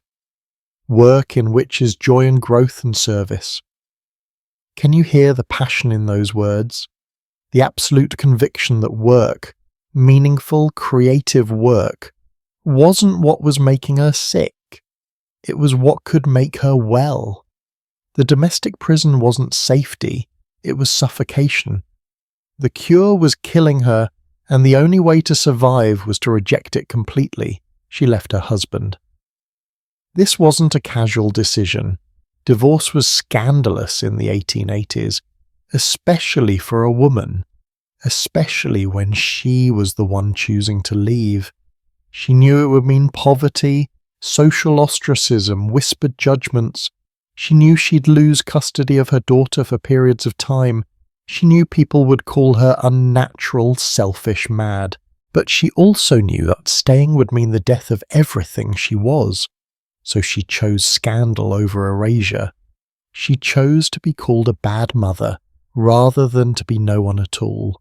And crucially, vitally, defiantly, she picked up her pen, despite Mitchell's prescription, despite the medical authority telling her that writing would kill her, despite the social pressure to be silent and submissive. She picked up her pen and she started to write her truth. Her output after leaving her marriage was extraordinary. She wrote poetry, essays, short stories. She became a lecturer on women's rights and economic independence. She argued that women needed to work, needed economic autonomy, needed to be more than just wives and mothers. She wrote Women and Economics in 1898, a groundbreaking analysis of how economic dependence kept women subordinate. It was translated into multiple languages, read worldwide, cited by sociologists and feminists for decades.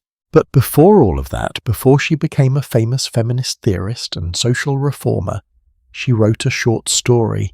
It was published in January of 1892 in the New England magazine.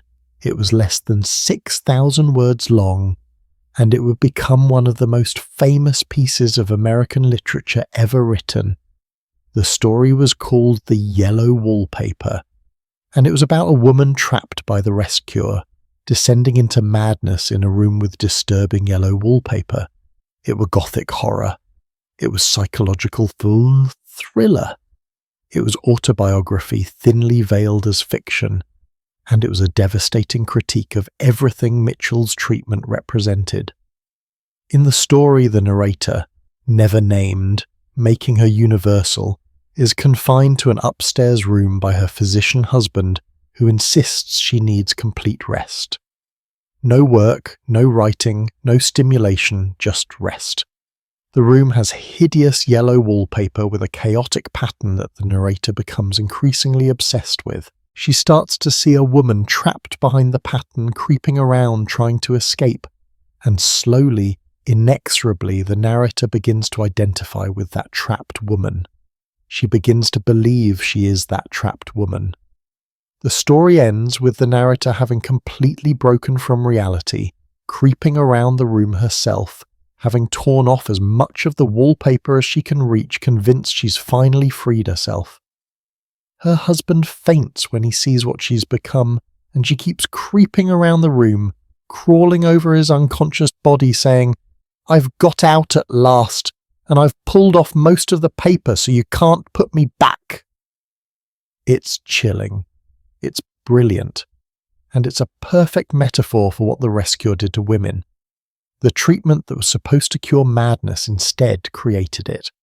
The confinement that was supposed to protect women instead imprisoned them.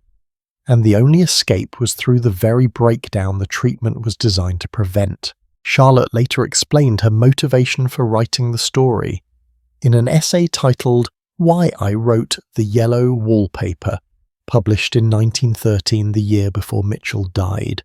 She wrote, "It was not intended to drive people crazy, but to save people from being driven crazy, and it worked." She explained that she sent a copy to Mitchell, hoping it would make him reconsider his treatment methods. Mitchell never responded to her, never acknowledged receiving the story, never publicly connected himself to it.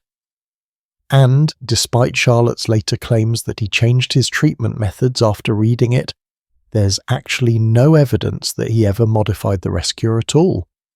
He continued prescribing it exactly as before until the end of his career. But the story found other readers. Women who'd been through similar treatments recognized themselves in it. Writers and critics saw its literary power. Medical students began reading it and questioning the treatments they were being taught. Slowly, gradually, the yellow wallpaper became part of a larger conversation about women's health, women's autonomy, and the dangers of medical paternalism. Charlotte herself went on to live a remarkable life. She remarried to her cousin George Houghton Gilman, and by all accounts, it was a partnership of equals, nothing like her first marriage. She wrote prolifically, lectured extensively, became one of the most prominent feminist voices of her era. She advocated for women's economic independence, for radical changes in how society organized domestic labor and childcare, for complete equality between the sexes. She lived to see some of the changes she fought for beginning to take hold. Women gaining the right to vote, more women attending college, more women entering professions, the slow, grinding progress toward equality. But she also lived through continued resistance, continued insistence that women's place was in the home, continued medical theories about female weakness and limitation. In 1935, at age 75, facing terminal breast cancer, Charlotte chose to end her own life with chloroform. She'd always been a fierce advocate for the right to die with dignity on one's own terms. Her final act was consistent with everything she'd lived for: autonomy, self-determination, the right to make choices about her own body and life. Her autobiography, The Living of Charlotte Perkins Gilman, was published posthumously. In it, she reflects on her experience with Mitchell, on the years of struggle, on her decision to leave her marriage and reject the medical advice that was killing her. She writes with clarity and without bitterness, just a firm conviction that she made the right choice, that her life of work and purpose was worth every sacrifice. But here's what's so powerful about Charlotte's story.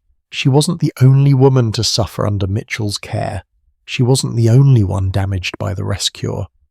She was just the one who had the talent, the courage, and the platform to tell the story in a way that couldn't be ignored. Her voice spoke for thousands of silenced women. Her rebellion represented possibilities that other women could only dream of, and that's why we need to hear from them too, from the other women who experienced this treatment, from the famous ones and the forgotten ones, from those who, like Charlotte, fought back, and from those who didn't survive the fight. Because this wasn't just one woman's story, it was an epidemic of silencing, an era of systematic suppression disguised as care. And the more voices we can recover, the more clearly we can see what was really happening beneath the veneer of medical respectability. So that's where we're going next, to meet the other women caught in this web, to hear their voices, their stories, their different forms of resistance and survival.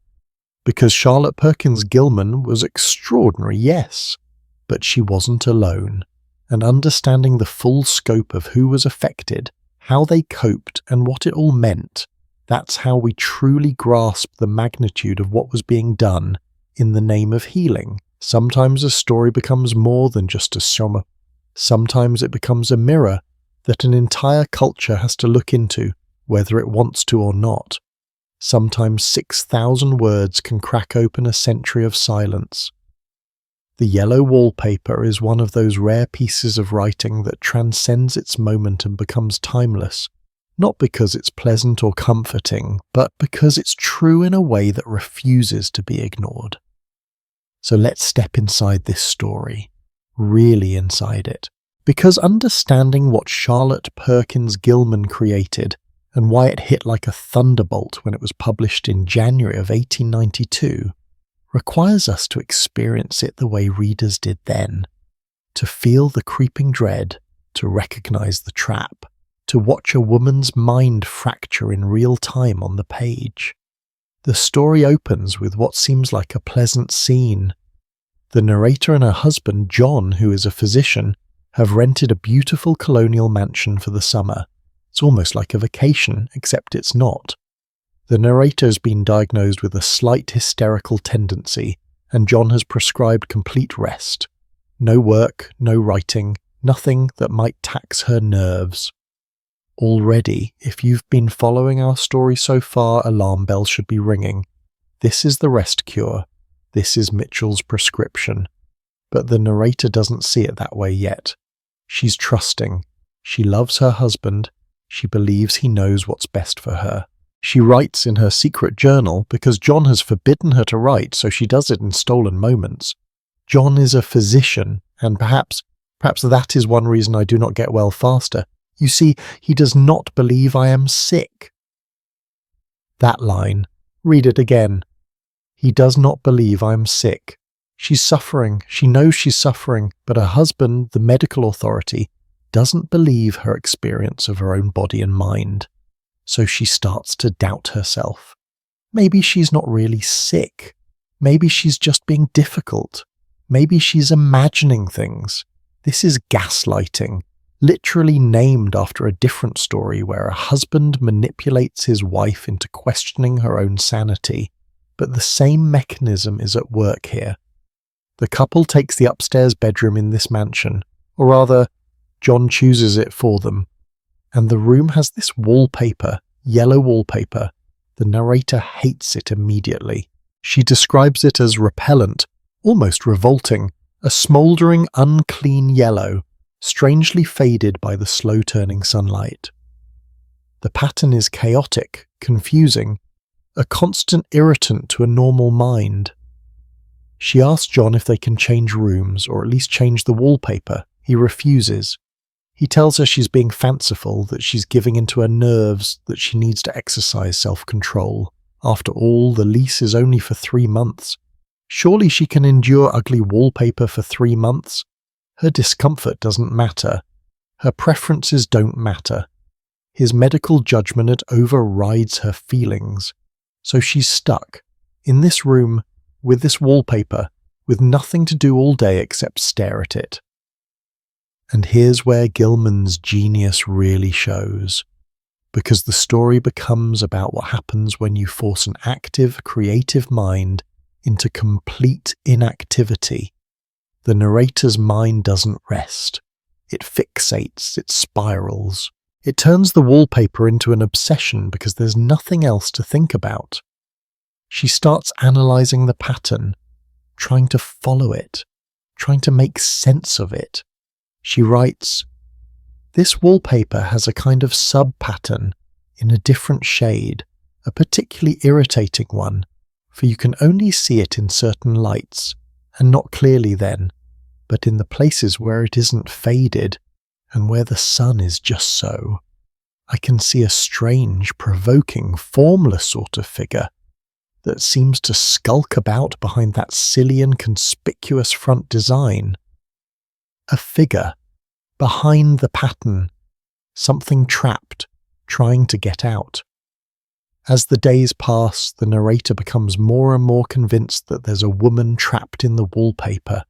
She can see her shaking the bars of the pattern, trying to escape, and the narrator becomes obsessed with helping this woman get free.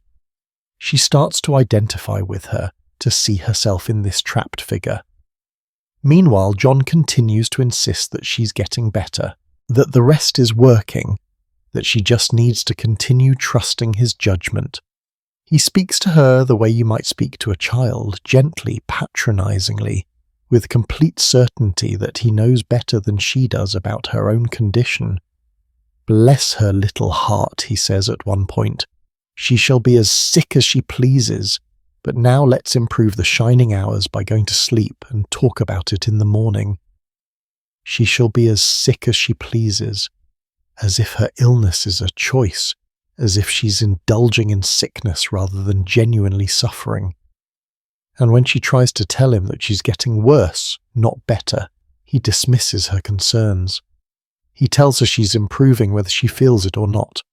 His observations matter, her experience doesn't. Can you see how perfectly Gilman has captured the dynamic?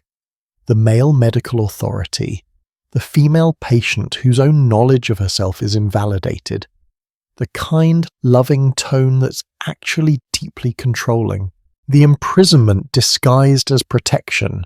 This is the rest cure distilled into fiction. As the story progresses, the narrator's grip on reality loosens. The boundaries between herself and the woman in the wallpaper start to blur. She writes, "I don't like to look out of the windows even.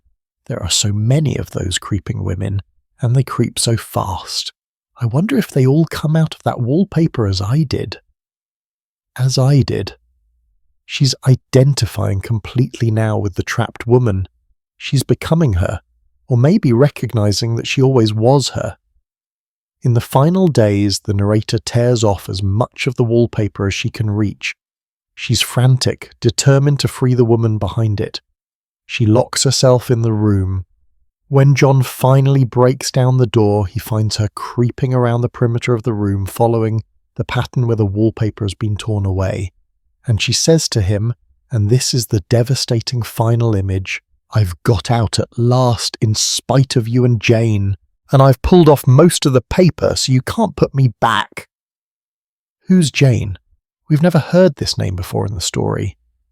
Many readers believe Jane is the narrator herself, that she's so fragmented, so dissociated, that she's referring to herself in the third person. She's escaped her own identity, escaped her own name, escaped into complete madness. And in that madness, she believes she's finally free. But is she? John faints. She crawls over his unconscious body, creeping around the room. She's free from the wallpaper maybe, but she's still in the room, she's still imprisoned. The only difference is that now her mind has shattered completely. The treatment designed to prevent breakdown has caused it. When this story was published in the New England magazine in 1892, the reaction was intense and divided. Some readers were horrified.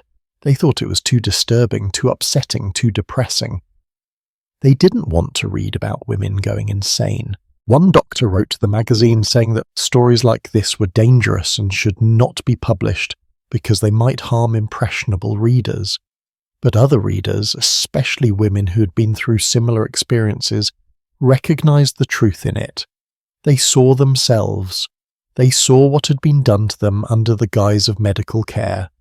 One woman wrote to Gilman, saying the story had saved her life because it made her realize that her treatment was making her worse, not better, and gave her the courage to stop it. Gilman herself explained her intentions very clearly. In her essay, Why I Wrote the Yellow Wallpaper, published in 1913, she wrote, "It was not intended to drive people crazy, but to save people from being driven crazy, and it worked." She explains that she sent a copy to Silas Weir Mitchell, hoping to change his mind about the rest cure. She claims he did eventually alter his treatment methods after reading it, though as we mentioned, there's no actual evidence of this. But whether Mitchell changed or not almost doesn't matter, because the story reached beyond him.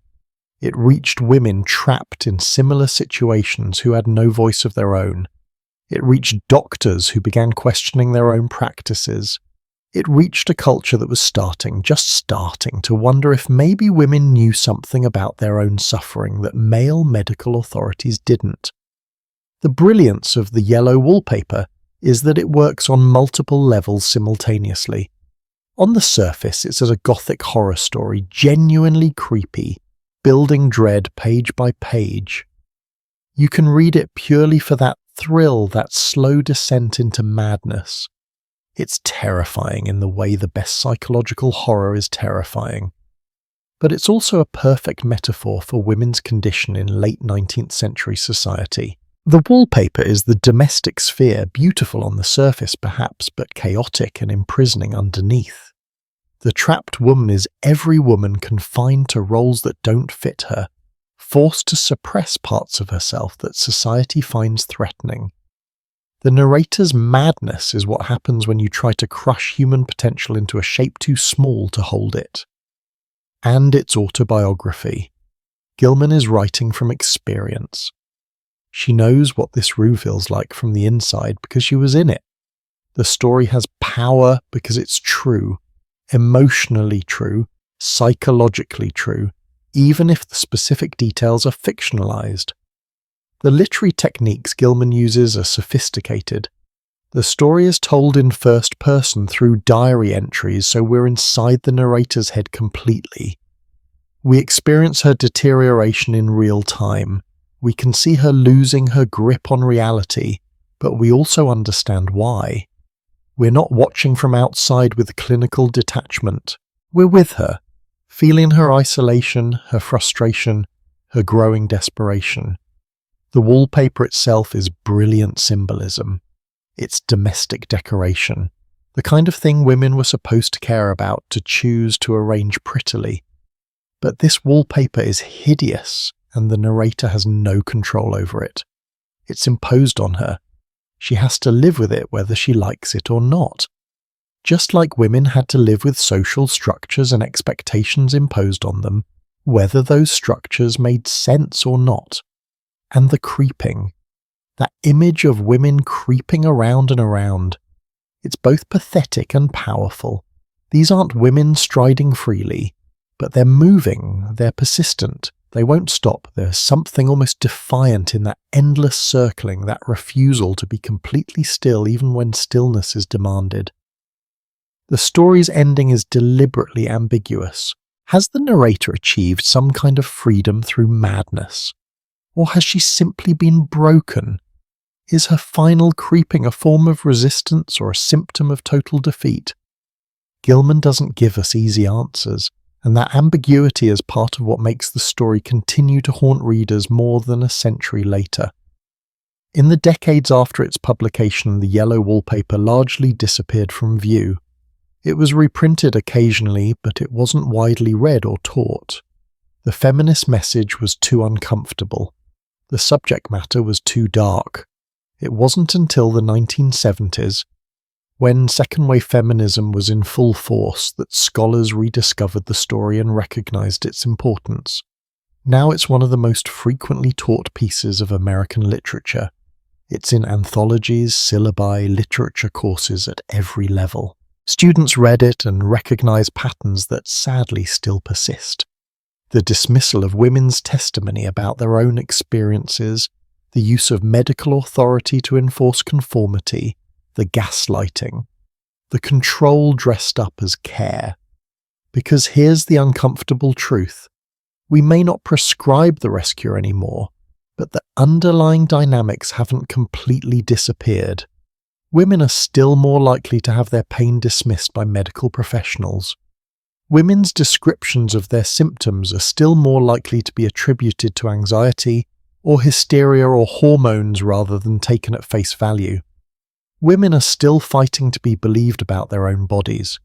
The story resonates because the fight it depicts isn't entirely over. The methods have changed, the language has changed. But the struggle for women to be recognized as authorities on their own experiences, that continues. And that's why Charlotte Perkins Gilman's decision to write this story, to publish it despite the discomfort it caused, to use her own trauma as material for art that could help others, that was revolutionary. She took her powerlessness and transformed it into power. She took her shuns and broke it in a way that echoed across time. But she wasn't the only woman who suffered under Mitchell's care and the rescuer. She wasn't the only brilliant mind forced into that particular form of torture. There were others, famous ones, women whose names you know, women whose work you've read, women who, like Charlotte, found ways to resist or at least to survive, and hearing their stories, understanding how widespread this practice was, how many lives it touched and damaged, that's essential to grasping the full scope of what we're talking about here. So let's turn to them now, to Virginia Woolf, whose experiences with forced rest cures would shape her understanding of mental illness and medical authority, to the actresses and artists and writers who found themselves in Mitchell's consulting room or in the care of doctors who had adopted his methods, to the women who left records of what was done to them, and to those whose voices were scant but whose stories we can glimpse in medical records and family histories. Because this wasn't just Charlotte's fight, it was a collective struggle, and every voice we can recover adds to our understanding of how medicine became a tool of control, and how women found ways to resist. When you start digging into the archives, when you read the letters and diaries and medical records from this era, you realise something haunting. Charlotte Perkins Gilman wasn't an isolated case.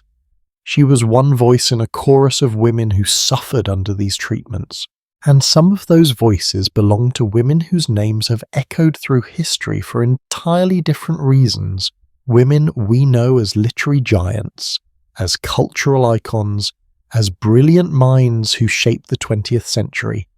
Women who, like Charlotte, were told their brilliance was a symptom of disease. Let me introduce you to Virginia Woolf, and if you know her work, if you've read Mrs. Dalloway or To the Lighthouse or A Room of One's Own, you might know her as one of the most innovative writers of the modernist movement, a woman who revolutionized the novel form, who wrote with breathtaking beauty about consciousness and time and human connection.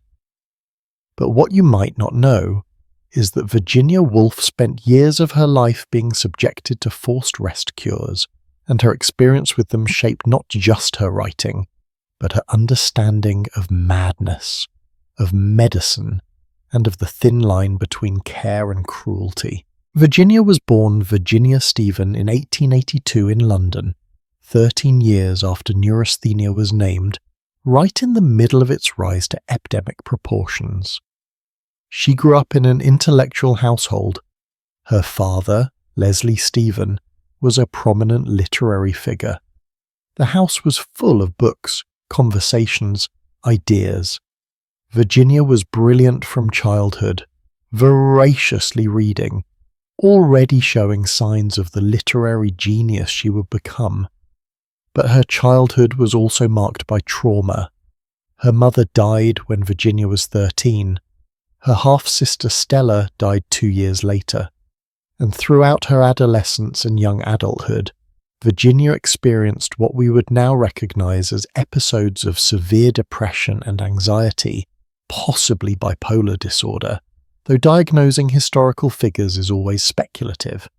What's not speculative is what happened when she sought treatment, or rather, when treatment was imposed on her, because Virginia, like many women of her era, often didn't have much choice in the matter. When she had breakdowns, her family called in doctors, and those doctors prescribed rest cures. Over and over again throughout her life, Virginia was subjected to enforced bed rest, complete isolation, no reading. Can you imagine telling Virginia Woolf she couldn't read?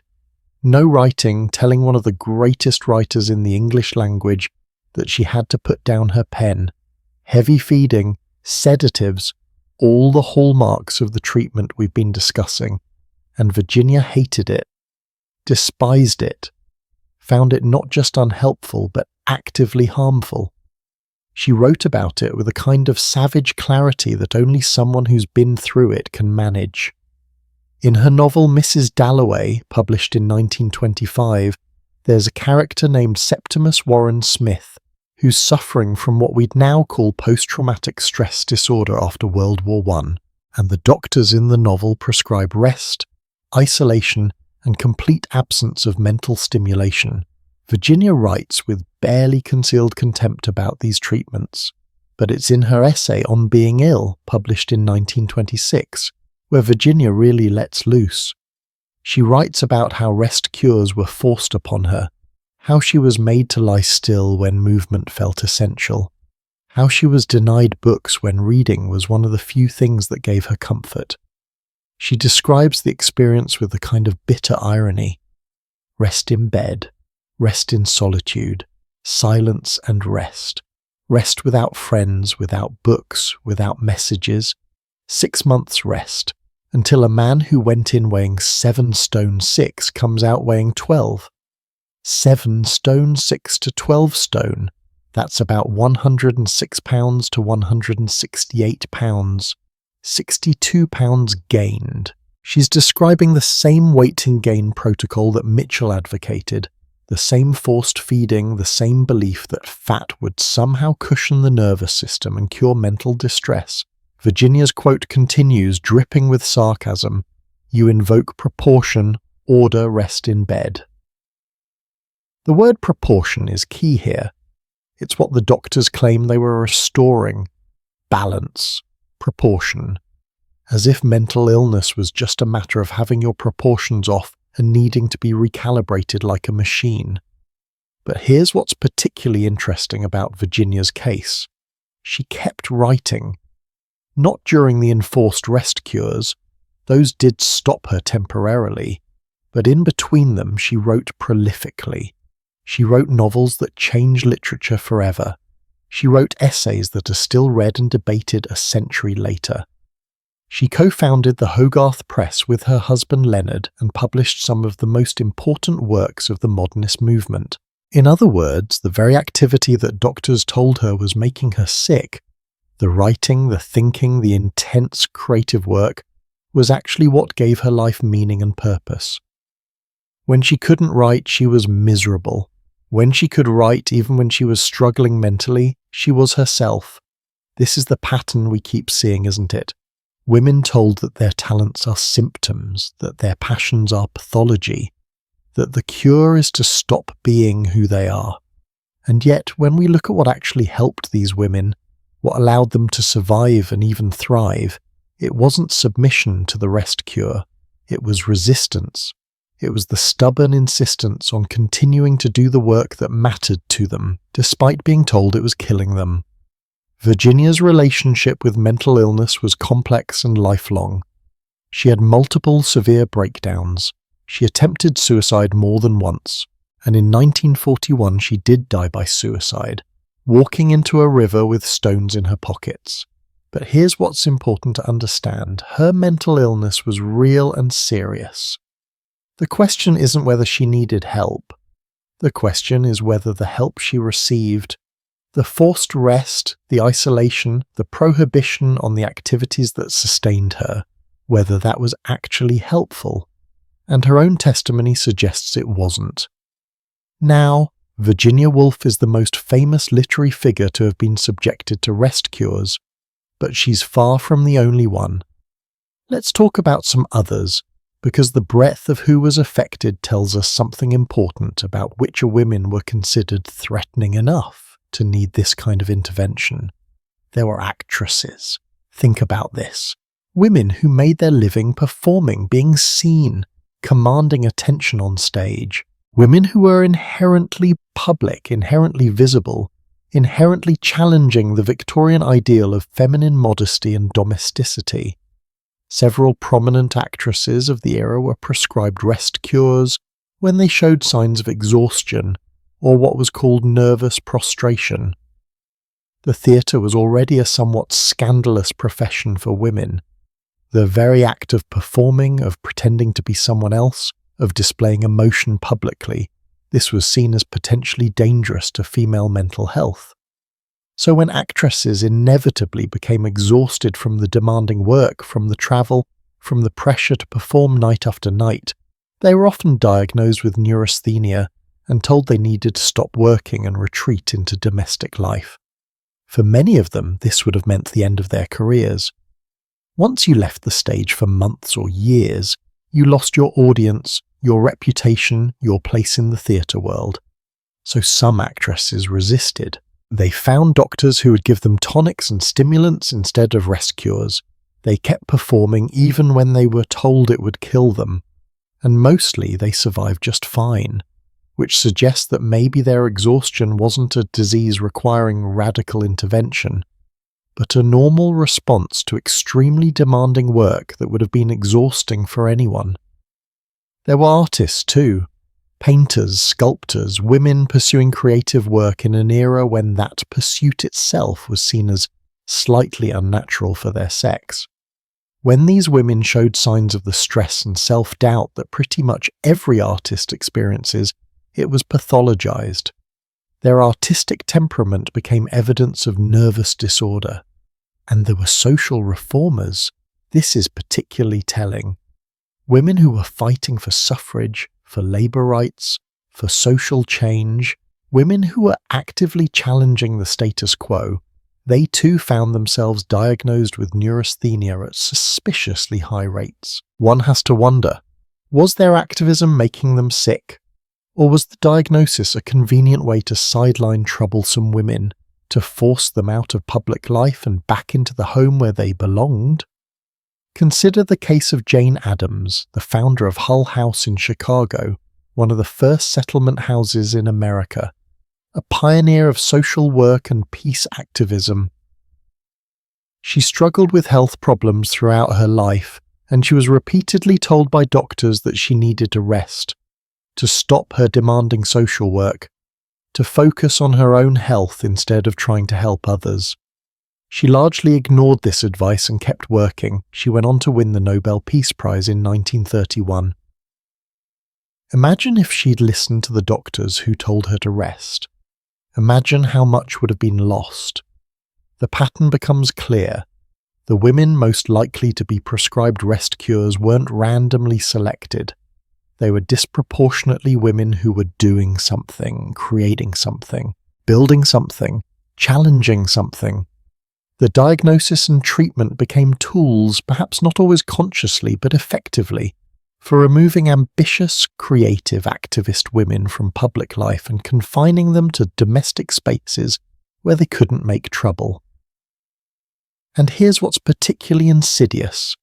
Because the treatment was prescribed by respected physicians, because it was framed as caring and compassionate, because it came wrapped in the language of health and healing, it was hard to resist. If you refused, you were being unreasonable, ungrateful. You were rejecting help that was being offered for your own good.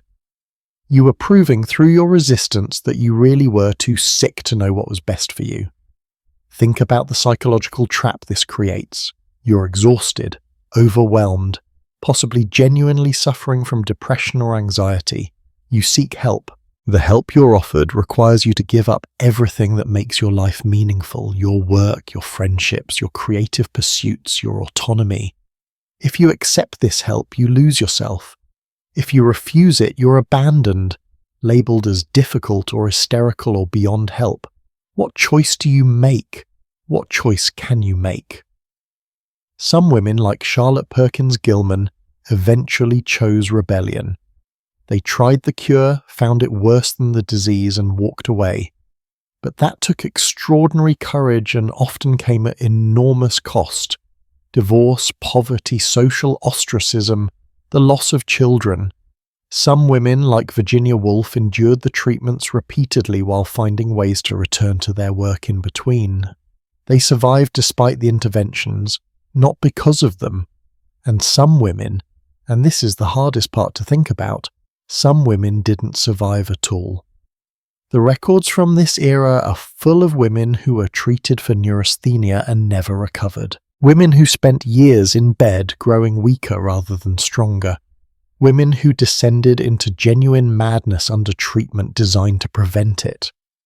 Women whose names we don't know because their voices were killers before they could tell their stories. We don't have precise numbers because mental health statistics from this era are incomplete and unreliable. But we know from hospital records and asylum admissions that many women diagnosed with neurasthenia ended up in institutions when rest cures and other treatments failed. We know that suicide rates among educated women were concerning enough that doctors wrote about it in medical journals. We know that there were costs, profound human costs to a system that pathologized female ambition and prescribed submission as the cure. And here's what we need to sit with. Most of the doctors prescribing these treatments genuinely believed they were helping. They weren't twirling metaphorical moustaches and cackling about oppressing women. They thought they were practicing good medicine based on the best scientific understanding of their time. They cared about their patients, or believed they did, and wanted them to get better. But good intentions combined with cultural prejudices and unchecked authority created a system that caused real harm. The doctors couldn't see past their own assumptions about what women should be, what women were capable of, what women needed. So they prescribed treatments that enforced those assumptions. They interpreted resistance as illness. They mistook submission for health. And the women caught in this system had to navigate it as best they could. Some fought, some fled, some complied, some broke. Each made the choices that felt survivable in the moment in their particular circumstances, with the resources and support they had available. What unites them, Charlotte and Virginia and Jane and all the others, known and unknown, is that they were all being told the same fundamental lie, that their minds and their ambitions were incompatible with their bodies and their biology, that they had to choose between being themselves and being healthy, that wellness required surrender, and the ones we remember, the ones whose names have survived, are largely the ones who refused that choice, who insisted, against all medical authority, that they could be both female and fully human, that they could think and create and work without destroying themselves, that their suffering when it came had causes more complex than simply being ambitious women in a world that couldn't handle ambitious women. But even as we celebrate these survivors, these rebels, we need to remember that their rebellion was possible in part because of their privileges. Charlotte Perkins Gilman was white and educated, from a prominent family. Virginia Woolf was upper class and connected to intellectual circles. The women who couldn't fight back, poor women, immigrant women, women of colour, women without education or family support, their stories are mostly lost to us. We catch glimpses of them in asylum records, in coroner's reports, in the margins of medical textbooks, but we don't hear their voices. We don't know their names. So as we trace the legacy of the rest cure and the neurasthenia epidemic, we have to hold multiple truths at once, that real suffering was happening, that some interventions may have helped some women, but also that medicine was being weaponized, consciously or not, to enforce social control. That diagnosis was serving ideology. That treatment was often indistinguishable from punishment. And here's why this matters. Because the mechanisms we're describing, medical authority dismissing patient testimony, treatments that prioritize conformity over well-being, the pathologizing of behaviors that challenge social norms, these mechanisms didn't disappear when neurasthenia stopped being diagnosed. They evolved, they adapted, they found new forms, and understanding how they worked in the past helps us recognize when they're still operating today. So what finally killed neurasthenia as a diagnosis? How did we move from an epidemic that seemed to be everywhere, affecting thousands of people being treated by the most respected doctors, to a diagnosis that is barely a footnote in medical history? That transition, that shift, tells us a lot about how medical knowledge evolves, how social conditions shape diagnoses, and what it takes for a profession to admit it might have been wrong. And that's the territory we're about to explore. Here's where the story takes a turn that would be almost funny if it weren't so revealing. Because while women diagnosed with neurasthenia were being confined to beds and force-fed milk and told never to think again, men diagnosed with the exact same condition were receiving completely opposite prescriptions. And I mean completely opposite. Where women got stillness, men got adventure. Where women got isolation, men got camaraderie. Where women were told to become less, men were told to become more. Welcome to what they called the camp cure, or the West cure. the masculine version of treating nervous exhaustion, and examining it side by side with the rest cure reveals everything about what that society really believed about men versus women, about masculine potential versus feminine limitation, about who deserved freedom and who needed control. Picture this. It's 1880-something. You're a wealthy businessman or lawyer or professor. You're exhausted. You're anxious. You can't sleep. You're irritable and overwhelmed.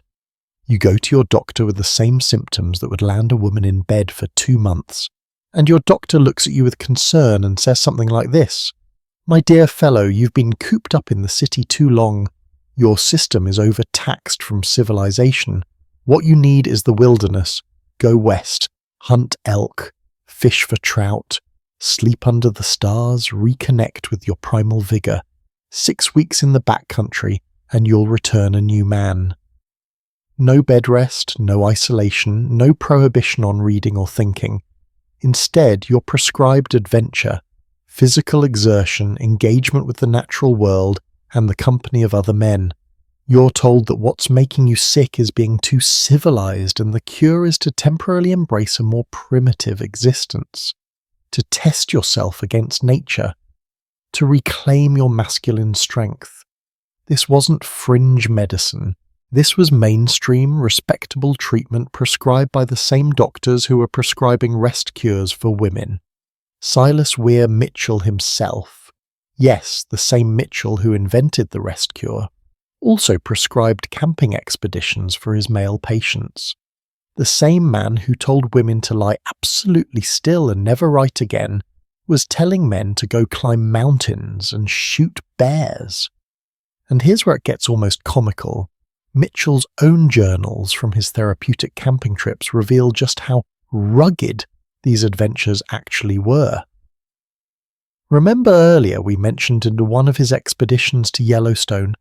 Let me give you the full picture.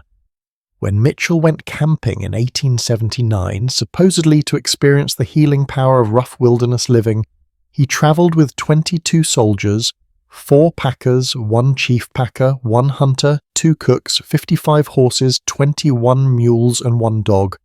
Does that sound like roughing it to you? That's not wilderness survival. That's a travelling luxury resort with a military escort.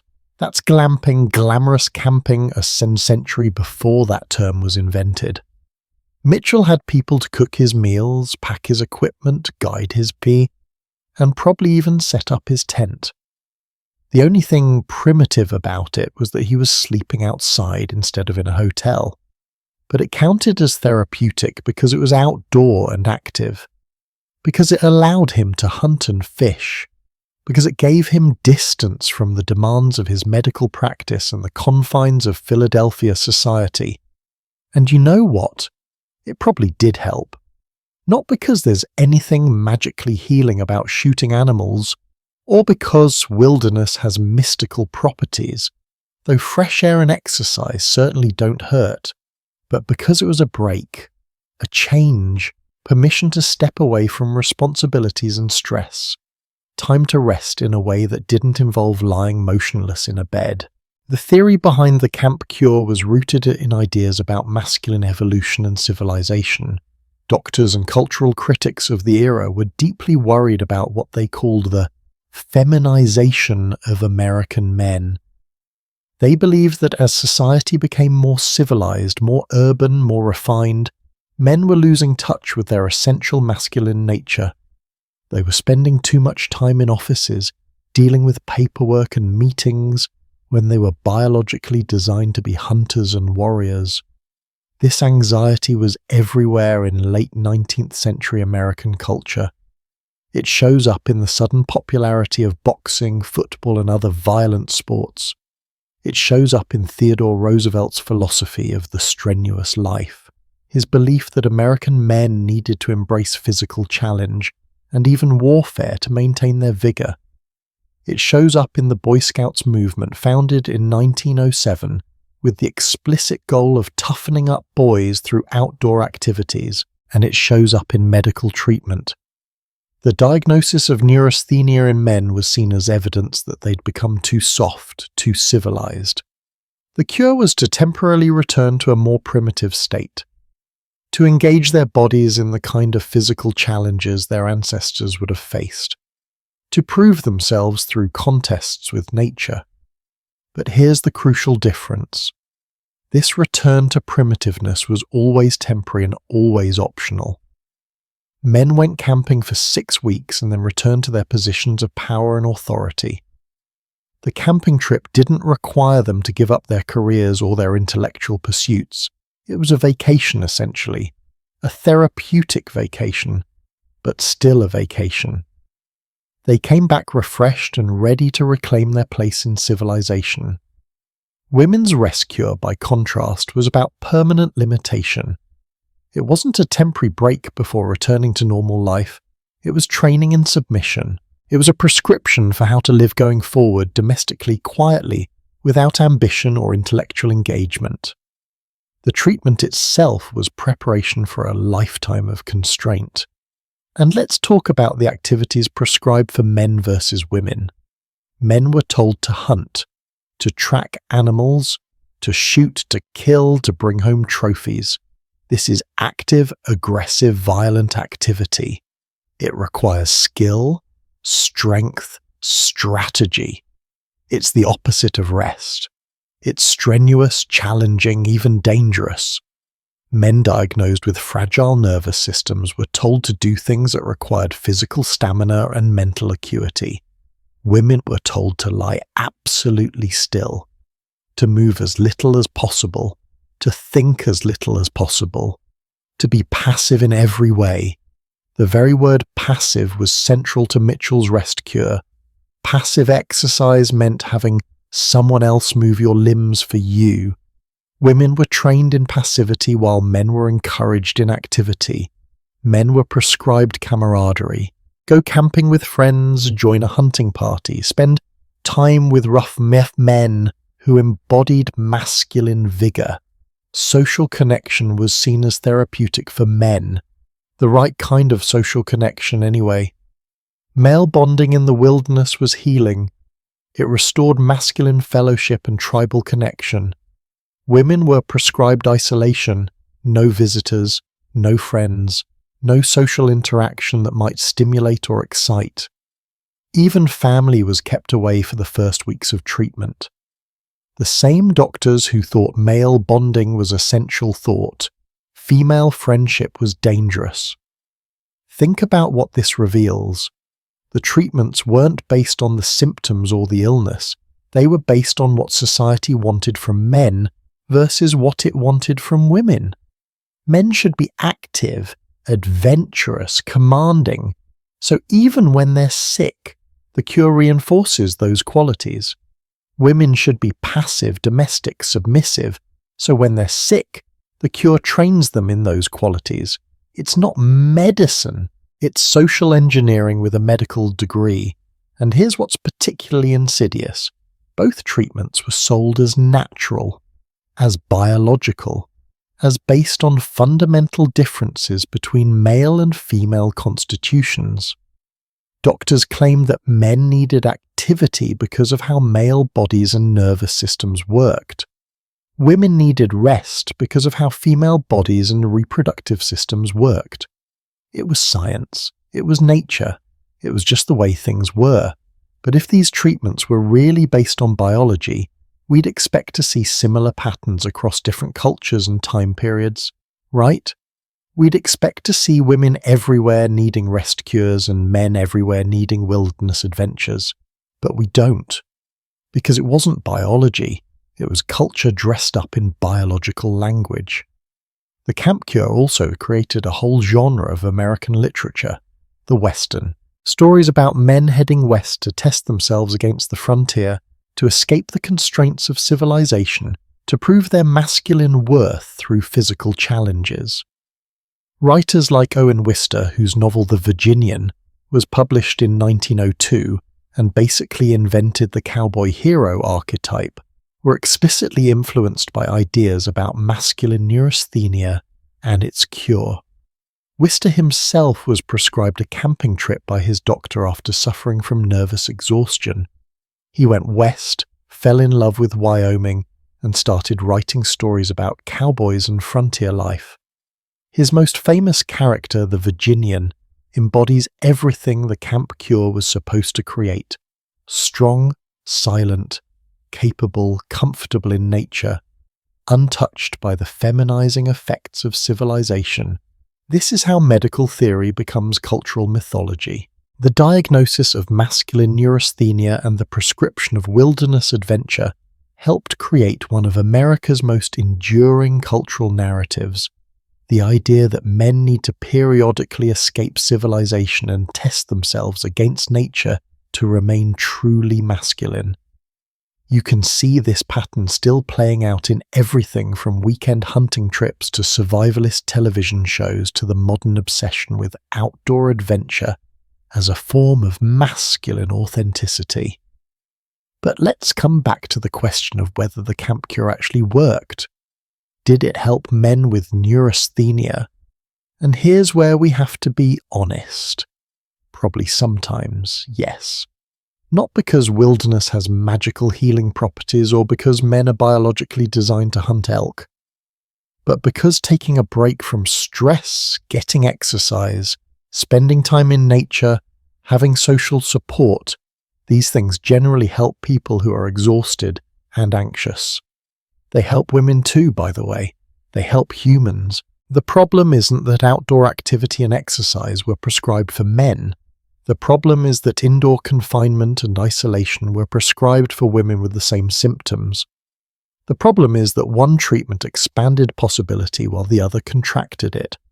One said, "Go be more of yourself," while the other said, "Stop being yourself entirely." And we have to talk about who had access to these treatments. The camp cure was expensive. You needed time away from work, weeks or months. You needed money for travel, for guides, for equipment. You needed social permission to take that time. Working class men couldn't just disappear into the wilderness for 6 weeks. They'd lose their jobs. Their families would starve. So like the rest cure, the camp cure was largely a treatment for the wealthy. It was another way that class shaped access to medical care and determined what kind of care you received.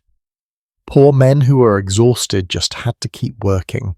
But wealthy men could frame their vacation as medical treatment and have it taken seriously.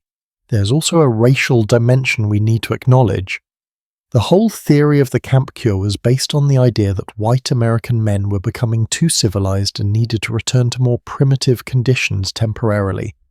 But this was happening while those same white men were actively displacing and destroying indigenous peoples whose primitive way of life was supposedly so valuable. The camp cure romanticized indigenous lifestyles while supporting policies of genocide against indigenous peoples. And the West that wealthy white men were heading to for therapeutic purposes wasn't empty wilderness. It was stolen land. The very activity prescribed as healing for neurasthenic white men, traveling west, hunting, camping on frontier land, was made possible by the violent removal of the people who'd lived there for thousands of years. The camp cure was built on colonialism. So when we compare the rest cure to the camp cure, we're not just seeing gender differences, we're seeing how race, class, and gender all intersected to create medical treatments that reinforced existing power structures. Who got told to rest and who got told to seek adventure wasn't random. It was systematically determined by who society wanted to keep powerful and who it wanted to control. The camp cure tells us that doctors could imagine treatments that expanded freedom, that trusted patients to be active and capable, that saw connection to nature and physical challenge as therapeutic. They could imagine all of this, but only for men. For women, they could only imagine treatments based on confinement and submission. Not because women's bodies required it, but because that's what society required of women. And that double standard, that fundamental inequality in how the same symptoms were treated based on the patient's gender, that's what makes this whole story so infuriating. Because it proves that the medical establishment knew how to prescribe freedom, They just chose not to prescribe for women. But here's the thing about systems of control. They never last forever. They adapt, they evolve, sometimes they even disguise themselves better. But they also create resistance. They also generate their own contradictions, and eventually they crack. The neurasthenia epidemic and the treatment surrounding it were no exception. The diagnosis that seemed so solid, so scientific, so epidemic in the 1880s and 90s, by the 1930s, it had almost completely disappeared from medical practice. Doctors stopped diagnosing it. Patients stopped claiming it. It went from everywhere to nowhere in just a few decades. So what happened? How did an epidemic evaporate? What killed neurasthenia as a diagnosis? And what does that tell us about how medical knowledge changes, how cultural anxieties shift, and whether we've actually learned lessons this history should teach us? That's the territory we're entering now. Diseases don't usually just disappear. Infections get controlled through vaccines or antibiotics. Genetic disorders get better understood and renamed. Cancers get classified more precisely. But neurasthenia, it didn't fade away slowly. It didn't get conquered by medical advances. It just vanished. Like a collective hallucination that everyone suddenly stopped believing in. And that vanishing act tells us something profound about what neurasthenia really was all along. Let me show you something fascinating from the medical archives. Researchers who went through the admission records of the National Hospital at Queen Square in London, one of the most prestigious neurological hospitals in the world, found a pattern so striking it almost looks like someone made a mistake in the soil. From 1886 onward, neurasthenia diagnoses exploded. The hospital was admitting dozens, then hundreds of patients with this condition. It was everywhere. The doctors were publishing papers about it. They were developing specialized treatments. It was one of the most common diagnoses walking through their doors. And then, after 1930, it just stopped. Not gradually declined, not slowly transformed into something else, just stopped, like someone flipped a switch. The graph of neurasthenia admissions over time looks like a mountain that someone took a chainsaw to. Up through the 1890s and 1900s and 1910s and 20s, and then crash. By 1940, neurasthenia had effectively disappeared from the hospital's records. What happened? How does an epidemic that affected thousands of people suddenly cease to exist? The researchers looking at this pattern noted that it looked almost like an infectious disease epidemic, the sudden rise, the peak, the sharp decline.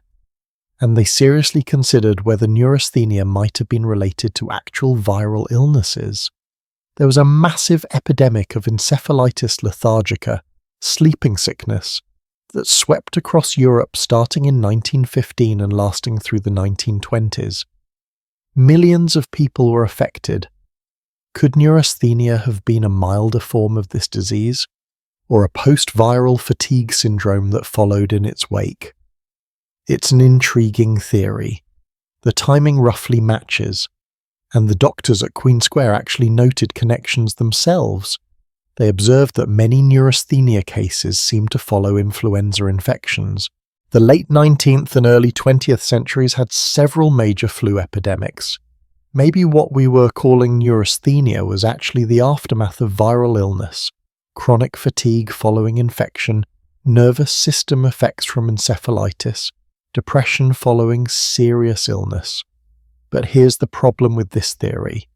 If neurasthenia was caused by viruses or their after effects, why did it only affect certain populations? Why was it a disease of the wealthy and educated? Why did it affect white Anglo-Saxons but supposedly not immigrants or people of colour? Viruses don't discriminate by social class or race. If neurasthenia was viral, we'd expect to see it distributed across all populations, but it wasn't. It was concentrated exactly where social anxieties about modernity and gender roles were concentrated. So the infectious disease theory, while interesting, doesn't fully explain the pattern. Something else was happening, something social and cultural, not just biological. One major factor was the rise of psychoanalysis and psychiatry as distinct. In the late 19th century, nervous diseases were treated by neurologists, doctors who studied the physical nervous system. Conditions like epilepsy, paralysis from nerve damage, dementia, these had clear organic causes in the brain and nerves. And neurasthenia was grouped with them because George Beard and others believed it had a physical basis in depleted nerve force. But as neurology developed more sophisticated tools and understanding, it became clear that neurasthenia didn't have an identifiable physical cause.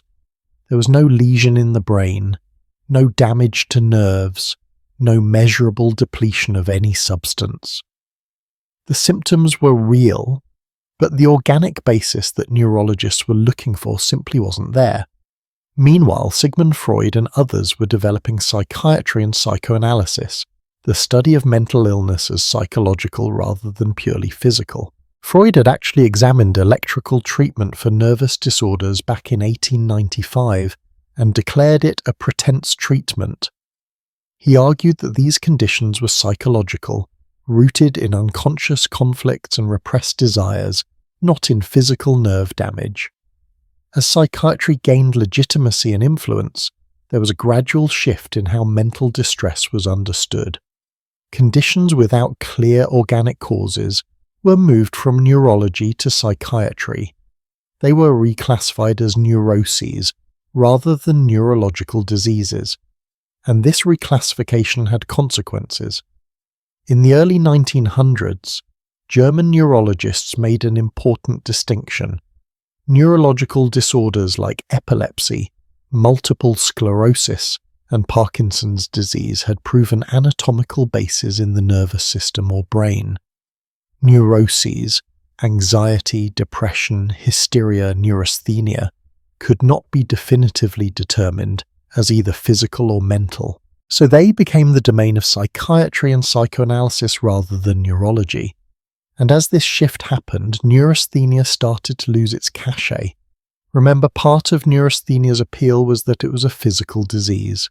It proved you were refined and sensitive and intelligent. It was respectable. But once it started being classified as a neurosis, as a psychological problem rather than a physical one, it carried more stigma. Suddenly, having neurasthenia didn't mark you as superior, it marked you as mentally ill, as having psychological problems, and that was much less appealing. So people stopped claiming the diagnosis. Doctors stopped making it. The same symptoms that would have been called neurasthenia in 1890 started being called depression, anxiety, nervous breakdown, or one of many new psychiatric diagnoses that were being developed and refined. The term nervous breakdown remained popular and still is today, actually. It's interesting because it's not a medical diagnosis. It never has been. It's a colloquial term for a period of intense mental or emotional distress where someone can't function normally. But nervous breakdown sounds more temporary and less stigmatized than mental illness. It suggests something that can be fixed, that you can recover from, that doesn't define you permanently. So even as neurasthenia faded, the concept of a breakdown caused by overwhelming stress persisted in the popular imagination. Another factor in neurasthenia's disappearance was changing social conditions, particularly for women. In the early 20th century, women were gradually gaining more rights and opportunities. The suffrage movement was winning victories. Women in America got the right to vote in 1920. More women were attending college. More women were entering professions. The strict Victorian ideals of femininity were loosening, if slowly.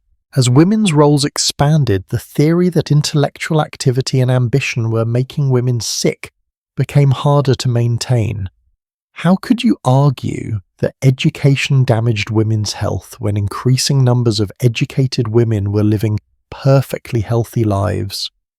How could you claim that professional work was unnatural for women when women doctors and lawyers and professors were demonstrating competence? The cultural anxieties that neurasthenia expressed were starting to seem outdated. World War I also played a role. The war created a whole new understanding of psychological trauma through the phenomenon of shell shock, what we now call post-traumatic stress disorder. Thousands of soldiers came home from the trenches with severe psychological symptoms. They couldn't sleep. They had nightmares. They were jumpy and anxious and depressed. And these were men, masculine men who had fought in combat. They couldn't be dismissed as hysterical or overly sensitive. Their suffering had to be taken seriously. The medical establishment's response to shell shock helped shift how psychological distress was understood. It became clearer that extreme stress could cause genuine mental health problems in anyone, regardless of how civilized or primitive, masculine or feminine, strong or weak they were. The old theories about nerve force and civilized sensitivity started to seem inadequate to explain what was happening to these soldiers. And ironically, the treatments that seemed to help shell-shocked soldiers weren't rest cures. They were talking therapies, occupational therapy, gradual return to activity, approaches that emphasized active engagement rather than passive rest. This undermined the theoretical basis for the rest cure and similar treatments. If recovery required activity and purpose rather than isolation and inactivity, then maybe Mitchell and his colleagues have been wrong all along. The economic realities of the Great Depression in the 1930s probably played a role too. Neurasthenia had always been, in some ways, a luxury diagnosis. It required time and money for treatment. It required the ability to take weeks or months away from productive work. During the Depression, when unemployment was rampant and money was scarce, fewer people had the luxury of claiming a condition that required expensive interventions. Survival took precedence over sensitivity. By the 1940s and 50s, neurasthenia had become a historical curiosity. Medical textbooks barely mentioned it. New doctors weren't learning to diagnose it. Older doctors who still used the term were seen as old-fashioned. The diagnosis had been replaced by more specific psychiatric categories: major depressive disorder, generalized anxiety disorder, panic disorder, and so on. These new diagnoses tried to be more precise, to identify distinct conditions rather than lumping all nervous complaints together under one umbrella term. But here's what's interesting: the symptoms didn't disappear. People still got exhausted. They still got anxious and depressed. They still felt overwhelmed by modern life. They just described it differently and got different diagnoses. In some ways, what happened to neurasthenia is that it fragmented into multiple diagnoses that tried to capture different aspects of what had been lumped together before. Today, if you look at conditions like chronic fatigue syndrome, fibromyalgia, burnout, generalized anxiety disorder, and depression, you can see echoes of what neurasthenia used to describe. Some researchers have argued that chronic fatigue syndrome in particular might be what George Beard was observing in some of his patients. The profound, debilitating exhaustion that doesn't improve with rest, the cognitive difficulties, the sense of being physically unable to meet the demands of daily life. These symptoms are real and serious, whatever we call them. But there's a crucial difference. Modern medicine, at its best anyway, tries to take these symptoms seriously without assuming they're caused by patients being too refined for modern life or women being too ambitious for their biology. We've developed better frameworks for understanding that biological, psychological, and social factors all interact to influence health. We recognize that suffering doesn't require a simple single cause, and that different people might have similar symptoms for different reasons. That said, and this is important, the disappearance of neurasthenia doesn't mean we've completely moved past the problems it represented. Medical diagnoses are still shaped by cultural assumptions. Women's pain and distress are still taken less seriously than men's in many medical contexts. Conditions without clear biological markers, like chronic fatigue syndrome or fibromyalgia, still struggle for legitimacy, and patients with these conditions often report feeling dismissed or disbelieved by doctors.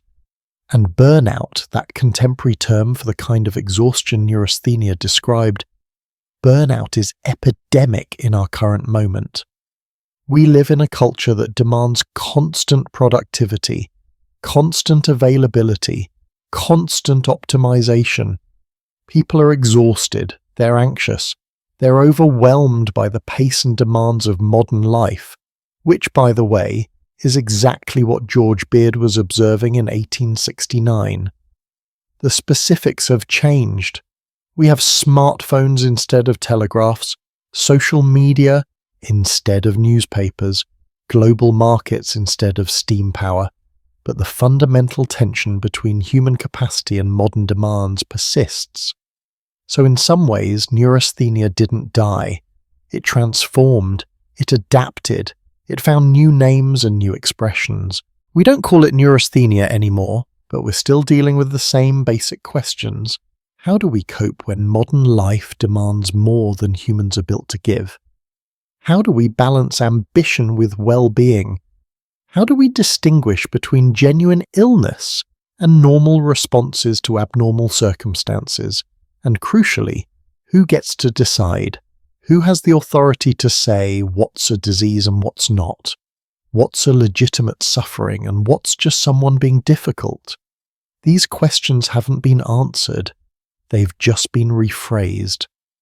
And the power dynamics that shaped how neurasthenia was diagnosed and treated, the authority of doctors over the patients, the tendency to pathologize behaviors that challenge social norms, the intersection of medical judgment with cultural prejudice. These dynamics haven't disappeared either. They've adapted, evolved, found subtler forms, but they're still operating. That's why studying the history of neurasthenia isn't just an academic exercise. It's a lesson in how to read medical authority skeptically, how to recognize when diagnosis serves social control rather than healing, how to trust your own experience even when experts tell you it's wrong. And those lessons feel urgently relevant right now, in our current moment, where mental health is both more discussed and more pathologized than ever before, where pharmaceutical companies market pills for conditions that didn't exist 10 years ago, where self-care has become an industry and therapy has become content. So as we move toward understanding what all of this means, what lessons we should take from the neurasthenia epidemic, what patterns we should watch for, what mistakes we should avoid repeating, we need to think carefully about how medical knowledge gets made, who it serves and who it harms.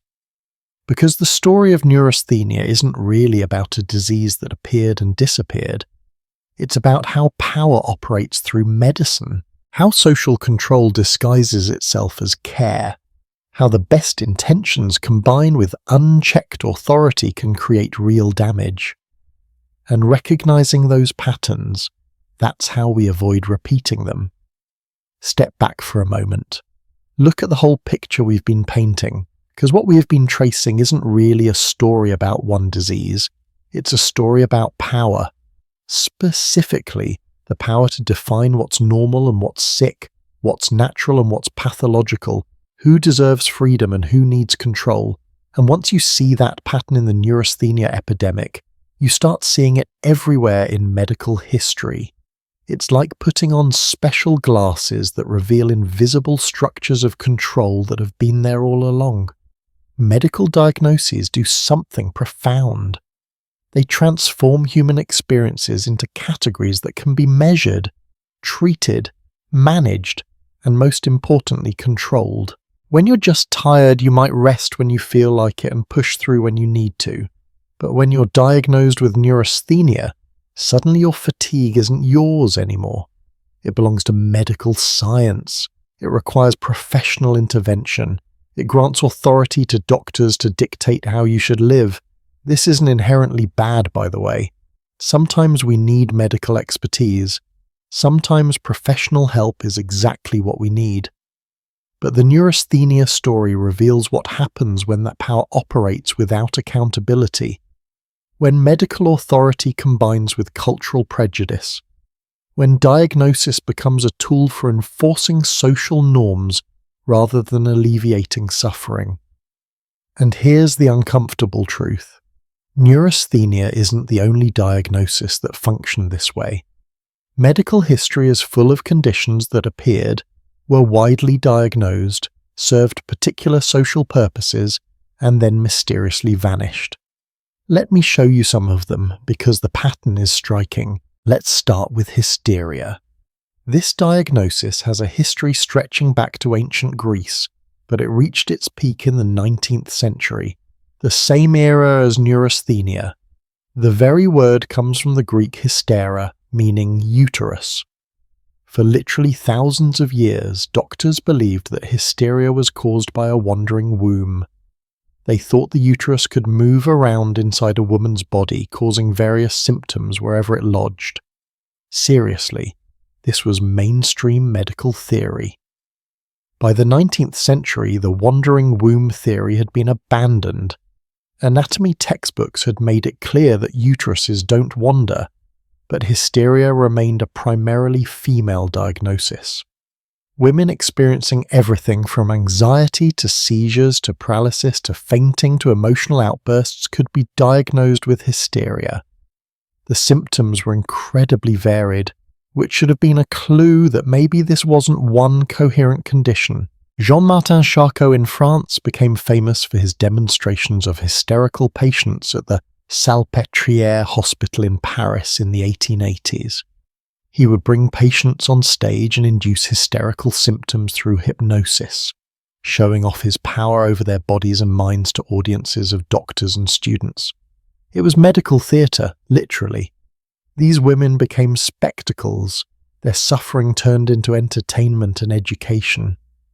Sigmund Freud started his career studying hysteria and developed psychoanalysis largely to treat it. His famous case studies, Anna O, Dora and others, were women diagnosed with hysteria whose symptoms Freud interpreted as manifestations of repressed sexual desires and unconscious conflicts. Whether his interpretations were accurate is debatable, but what's clear is that hysteria was a diagnosis that gave doctors enormous power over women's lives, bodies, and narratives. And then, over the course of the 20th century, hysteria as a diagnosis faded away. Not because women stopped experiencing the symptoms, they didn't, but because the diagnosis became embarrassing. It was too obviously gendered, too rooted in outdated ideas about female weakness, too useful as a punchline. Doctors stopped using it. The symptoms got redistributed into other diagnoses: conversion disorder, somatization disorder, anxiety disorders, and so on. Hysteria disappeared from medical textbooks, though it lingers in popular language as an insult. But let's look at an even more disturbing example: drapetomania. This diagnosis was invented by an American physician named Samuel Cartwright in 1851, just 18 years before neurasthenia was named. Drapetomania was supposedly a mental illness that caused enslaved people to run away from their enslavers. Yes, you read that correctly. A doctor created a diagnosis that pathologized the desire for freedom as a disease. Cartwright argued in complete seriousness that enslaved people who ran away were mentally ill. He claimed that the slavery was the natural condition for black people, and wanting to escape from it was evidence of psychological disorder. He even prescribed treatments, whipping to prevent the disease, and amputation of both big toes if it developed, because that would make running away impossible. This wasn't fringe medicine. This was published in respectable medical journals. It was taught to medical students. It was cited by defenders of slavery as scientific proof that enslaved people needed to be enslaved for their own good. The diagnosis gave medical legitimacy to one of the most brutal systems of oppression in human history. Drapetomania is an extreme example, but it reveals something crucial. Medical diagnoses don't exist in a vacuum. They emerge from and serve particular social contexts. They can be weapons of oppression disguised as objective science. And the fact that drapetomania sounds absurd to us now doesn't mean we've moved past creating diagnoses that serve similar functions. Let's look at another one, chlorosis, also called green sickness. This was a diagnosis that appeared in the 16th century and persisted into the early 20th.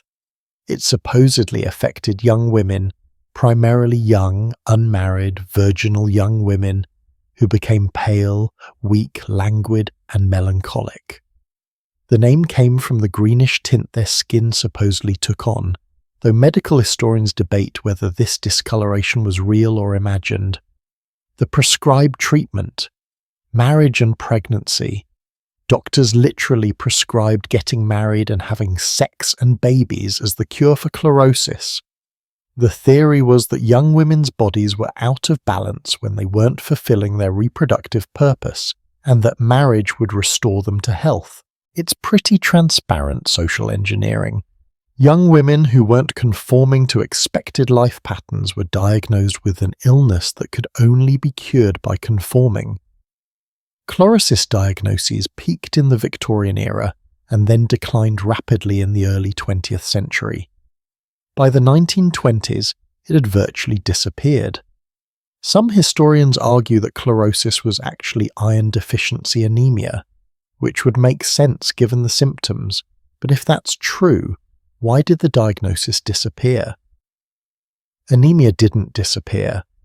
The answer might be that chlorosis was only diagnosed when anemia appeared in the specific context of young, unmarried women whose condition could be interpreted as evidence of their need for marriage and motherhood.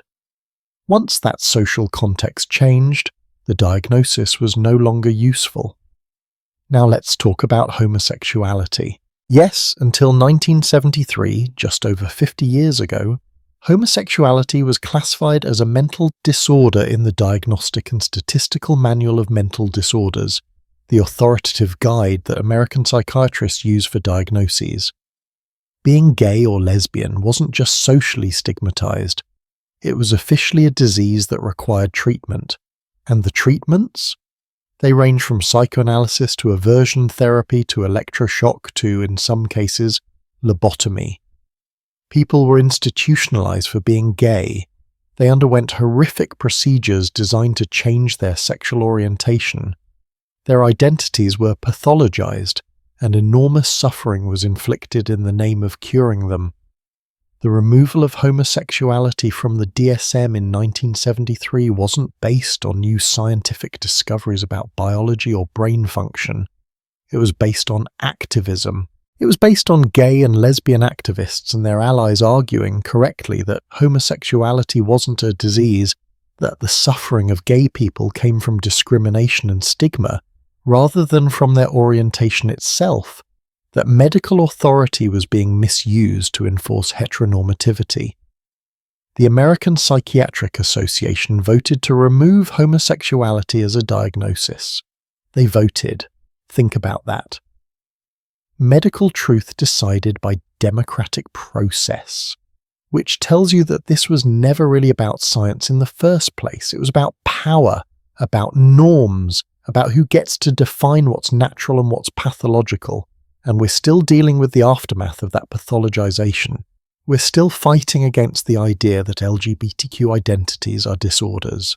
Conversion therapy, the attempt to change someone's sexual orientation or gender identity through therapy, is still legal in many places, still practiced, still causing harm, despite every major medical and psychological organization condemning it as ineffective and dangerous. Or consider gender dysphoria and the ongoing debates about transgender identities and medical treatment. The diagnosis of gender identity disorder was changed to gender dysphoria in the DSM-5 in 2013, specifically to focus on the distress that can come from the incongruence between assigned gender and experienced gender, rather than pathologizing the identity itself. But the debates continue about who has the authority to define gender. what role medical gatekeeping should play in accessing transition-related care, and whether we're helping or harming by medicalizing gender variance. These are complicated issues without easy answers. But what the history of diagnoses like neurasthenia and hysteria and drapetomania teaches us is that we need to be deeply skeptical when medical authority is used to police identities and enforce norms. We need to ask, who benefits from this diagnosis? Who is harmed? Is this really about health, or is it about control? And this pattern continues in more subtle forms today. Think about how ADHD diagnoses have exploded in recent decades. Now, ADHD is a real condition. Brain imaging shows actual differences in how ADHD brains function. Medications can help many people. But we also need to ask, why are we seeing such a dramatic increase in diagnoses? Is it a better recognition of a condition that was always there? Or are we pathologizing normal variations in attention and energy in a society that demands increasing focus and productivity? Are we diagnosing kids with a disorder? Or are we trying to force kids to fit into educational environments that don't accommodate different learning styles? Or consider how women's pain continues to be dismissed in medical settings. Study after study shows that women wait longer in emergency rooms, receive less pain medication, and are more likely to have their symptoms attributed to anxiety or hysteria. Yes, that word still gets used informally, than men with identical symptoms. The legacy of seeing women as inherently more emotional, more hysterical, more prone to imagining symptoms, that legacy persists. Or look at how chronic fatigue syndrome and fibromyalgia, conditions that disproportionately affect women, have struggled for legitimacy. Patients with these conditions report being told their symptoms are psychosomatic, that they just need to exercise more or think more positively, that maybe they're just depressed. These are echo chambers of the rest cure mentality, the assumption that women's reported suffering isn't quite real, that their bodies are mysteriously prone to dysfunction, that they need to be managed rather than believed. The pattern we're identifying isn't that all diagnoses are fake, or that medical authority is always wrong. The pattern is that medical diagnoses are always shaped by the cultural context in which they emerge, and they can be used to enforce social norms as easily as they can be used to alleviate suffering. The same tools that can heal can control, and distinguishing between the two requires constant vigilance and skepticism. So how do we navigate this? How do we benefit from medical expertise while remaining alert to medical overreach? Here are some principles that the history of neurasthenia suggests. First, listen to patients. When patients report that a treatment is making them worse, not better, believe them. Charlotte Perkins Gilman told Silas Weir Mitchell that his treatment was driving her mad. He didn't believe her. His authority trumped her experience. That was the mistake. Patient testimony should be evidence, not something to be dismissed when it contradicts medical theory. Second, be suspicious when a diagnosis conveniently supports existing power structures. When a diagnosis predominantly affects women, and the treatment reinforces traditional gender roles, question it. When a diagnosis predominantly affects a marginalized group and the treatment involves controlling their behavior or removing their autonomy, question it. Diagnoses that make oppression look like medicine should set off alarm bells. Third, recognize that the absence of a physical marker doesn't mean suffering isn't real, but also recognize that real suffering can be misinterpreted. Depression is real, but is it a disease that needs to be cured with medication, or is it a rational response to difficult circumstances that needs to be addressed by changing those circumstances? Sometimes the answer is medication, sometimes it's therapy, sometimes it's leaving a bad marriage or quitting a toxic job. Medical authority shouldn't have the power to dictate which. Fourth, remember that medical knowledge changes. What seems like settled science in one era becomes embarrassing pseudoscience in the next. The doctors prescribing rescuers were absolutely certain they were right. They had theories, data, case studies, success stories. They were wrong anyway. Current medical consensus is better than past medical consensus, but it's not infallible. Humility about what we know and don't know is essential. And finally, remember that resistance matters. The reason we know the rescue was harmful is because women like Charlotte Perkins Gilman refused to stay silent. They wrote their truth. They testified to their experience. They insisted that their suffering mattered, and that their understanding of their own conditions was valuable. That resistance, that refusal to be silenced by medical authority, that's what creates change. Because here's what we've learned from tracing the arc of the neurasthenia epidemic. Medical progress isn't just about new discoveries and better treatments. It's also about power shifting, about marginalized voices being heard, about the expansion of who gets to participate in defining health and illness. The disappearance of neurasthenia wasn't just about better science. It was about women gaining more power and using that power to challenge the diagnoses and treatments that had controlled them. So where does that leave us now, today, in our current moment? What do we do with these lessons? How do we apply this history to our contemporary struggles with mental health, with medical authority, with the boundaries between health and illness, between normal and pathological? That's the territory we need to explore as we bring this story home. We've travelled a long journey together tonight, from the birth of a diagnosis in 1869 to its mysterious death in the 1930s, from the rest cure beds where women were imprisoned in the name of healing, to the wilderness camps where men were sent to reclaim their vigour. From Charlotte Perkins Gilman's yellow wallpaper nightmare to Virginia Woolf's bitter reflections on enforced rest. We've traced how medicine became a weapon of social control, how care became cruelty, how the best intentions combined with cultural prejudice created real damage. But here's the question that should be keeping us awake. Are we past all of this? Have we learned these lessons, or are we just replaying the same patterns with new vocabulary and better technology?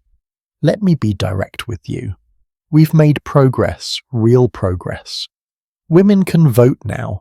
We can own property. We can pursue education and careers without being told it will damage our wombs. Homosexuality isn't classified as a mental illness anymore. We have better treatments for depression and anxiety. We understand trauma and post-traumatic stress. We're slowly, painfully slowly, learning to listen to patients and respect their testimony about their own experiences. But, and this is a big but, the fundamental dynamics we've been discussing haven't disappeared. They've just gotten more sophisticated, more subtle, harder to see. Let me show you what I mean. Think about burnout. This is our modern neurasthenia. The term is everywhere now. Everyone's burned out, workers are burned out, students are burned out, parents are burned out, healthcare workers are burned out, teachers are burned out. We talk about it constantly. We write articles about it. We attend workshops on preventing it. And mostly we treat it as an individual problem requiring individual solutions. The advice sounds familiar, doesn't it? Practice self-care, set boundaries, take time to rest, meditate, exercise, eat well, get enough sleep. All of which is fine advice as far as it goes. But notice what's missing. Any questioning of the systems that are burning people out in the first place. Any challenge to workplaces that demand constant availability. Any critique of economic structures that require both parents to work full-time while childcare costs more than rent. Any recognition that maybe the problem isn't that individuals aren't resilient enough. Maybe the problem is that the demands are unreasonable. We've medicalized exhaustion again. We've made it a personal failing rather than a social problem. And just like with neurasthenia, the solutions being offered tend to involve individual adjustment rather than systemic change. You're not burned out because you're working 60 hours a week with no security or benefits. You're burned out because you haven't tried this meditation app yet. You're not exhausted because childcare is unaffordable and your workplace offers no flexibility. You're exhausted because you need to optimize your sleep schedule. Sound familiar? It's the same pattern. The suffering is real. I'm not dismissing that. People really are exhausted and overwhelmed. But the way we're understanding that suffering and the solutions we're prescribing often serve to maintain the status quo rather than challenge it, just like neurasthenia did. Or consider the wellness industry. This is a multi-trillion-dollar global market now. Supplements, gym memberships, yoga classes, juice cleanses, wellness retreats, life coaches, productivity systems, biohacking, optimization culture. All of it promising that if you just buy the right products and follow the right routines, you'll be healthy, happy, energized, and successful. Is anything? It's remarkably similar to those patent medicines from the 1880s. Americanitis elixir promising to cure your nervous exhaustion. Modern wellness products promising to cure your burnout and optimize your performance. Different century, same mechanism. Commercializing suffering and selling individual solutions to social problems. And who can afford these wellness solutions? Wealthy people. Just like neurasthenia treatment, modern wellness is a luxury good. Poor people who are exhausted from working multiple jobs and dealing with unstable housing don't have time for yoga retreats and meditation apps. They're told they need self-care, but self-care requires resources they don't have. It's neurasthenia's class dimension all over again. Let's talk about social media and mental health because this is where things get really contemporary. We're seeing rising rates of anxiety and depression, particularly among young people, particularly among young women. And the dominant narrative is that social media is causing mental illness. It's making us anxious and depressed and unable to concentrate. It's addictive, it's toxic. We need to limit our screen time, do digital detoxes, protect ourselves from these harmful platforms. And again, there is truth in this. Social media does affect mental health. The constant comparison, the curated perfection, the bullying, the misinformation, the endless scroll, these things aren't great for well-being. But notice what happens when we frame it as social media causing mental illness. We make it a medical problem requiring medical solutions rather than a structural problem requiring structural solutions. Maybe young women aren't anxious because they're on Instagram. Maybe they're anxious because they're growing up in a world of economic instability, climate crisis, political polarization, and ongoing sexism, and Instagram is just where that anxiety gets expressed and amplified. Maybe the problem isn't the technology. Maybe the problem is what we're using the technology to do to each other. Just like neurasthenia, we're taking symptoms that might actually be rational responses to difficult conditions and pathologizing them. We're asking what's wrong with these people instead of what's wrong with these conditions. And the solutions we're offering tend to be individual rather than collective. Put down your phone, practice mindfulness, see a therapist. All of which might help, but none of which addresses the underlying conditions creating the distress. Now let's talk about women and medicine, because this is where the echoes of neurasthenia are most disturbing. Women are still more likely than men to have their pain dismissed by medical professionals. This isn't opinion. This is documented in study after study.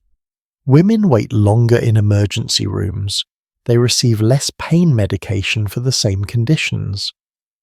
Their symptoms are more likely to be attributed to anxiety or stress. When women report pain that doesn't have an obvious physical cause, they're told it might be psychosomatic, that they should try relaxing, that maybe they're just stressed. The word hysteria might not appear in medical charts anymore, but the attitude behind it persists. Women's testimony about their own bodies is still given less weight than men's. Women are still seen as more emotional, more prone to exaggeration, more likely to be anxious about nothing. The specific diagnosis has changed all, but the dismissal hasn't. And conditions that predominantly affect women, chronic fatigue syndrome, fibromyalgia, endometriosis, autoimmune disorders, these conditions struggle for legitimacy. Patients with these conditions report having to see multiple doctors before being taken seriously. They report being told their symptoms are in their heads. They report having to fight to be believed, to be tested, to be treated. The fight Charlotte Perkins Gilman had with Silas Weir Mitchell, I know my own suffering better than you do. That fight is still happening in examining rooms every single day. Research funding reflects this too. Conditions that primarily affect women receive less research funding than conditions that primarily affect men, even when they affect similar numbers of people. We know less about how women's bodies respond to medications because for decades, clinical trials mostly used male subjects. Women's pain is literally under-researched and undertreated. So when I say we've made progress, I mean it. But when I say we haven't solved the underlying problems, I mean that too. The mechanisms are still operating. Medical authority still has enormous power. That power can still be misused. Diagnoses can still serve social control. Treatment can still prioritize conformity over well-being. But here's what gives me hope. Resistance is possible. Change is possible. We know this because we've seen it happen. Neurasthenia disappeared not just because of better science, but because people, especially women, refused to accept diagnoses and treatments that harmed them. They wrote, they spoke, they testified, they organized, they demanded to be heard. Charlotte Perkins Gilman picked up her pen despite Mitchell's prescription. Virginia Woolf kept writing despite repeated rest cures. Gay and lesbian activists challenged the pathologization of their identities until the medical establishment had to listen. Patients with chronic illnesses are forming communities, sharing information, demanding research and respect. People with burnout are organizing unions, fighting for better working conditions, refusing to accept that their exhaustion is a personal feeling. This resistance matters. It creates change. Not quickly, not easily, but it happens. Every time someone refuses to be silent about medical harm, they make it a little harder for that harm to continue. Every time someone insists that their experience matters, that their testimony is evidence, that their suffering deserves to be taken seriously, that matters. So what can we do? What are the practical takeaways from this whole long journey through medical history? First, trust your own experience. If a treatment is making you worse, not better, that's important information. Don't let anyone convince you that your experience doesn't count, that the doctor knows better than you do about how you feel. Medical professionals have expertise, yes, but you're the expert on your own body and mind. Both kinds of expertise matter. Second, question diagnoses that serve social norms. If you're being told that your ambition is making you sick, that your identity is a disorder, that your exhaustion is a personal failing rather than a response to unreasonable demands, question it. Ask who benefits from that framing. Ask what alternatives exist. Ask what the diagnosis is really doing.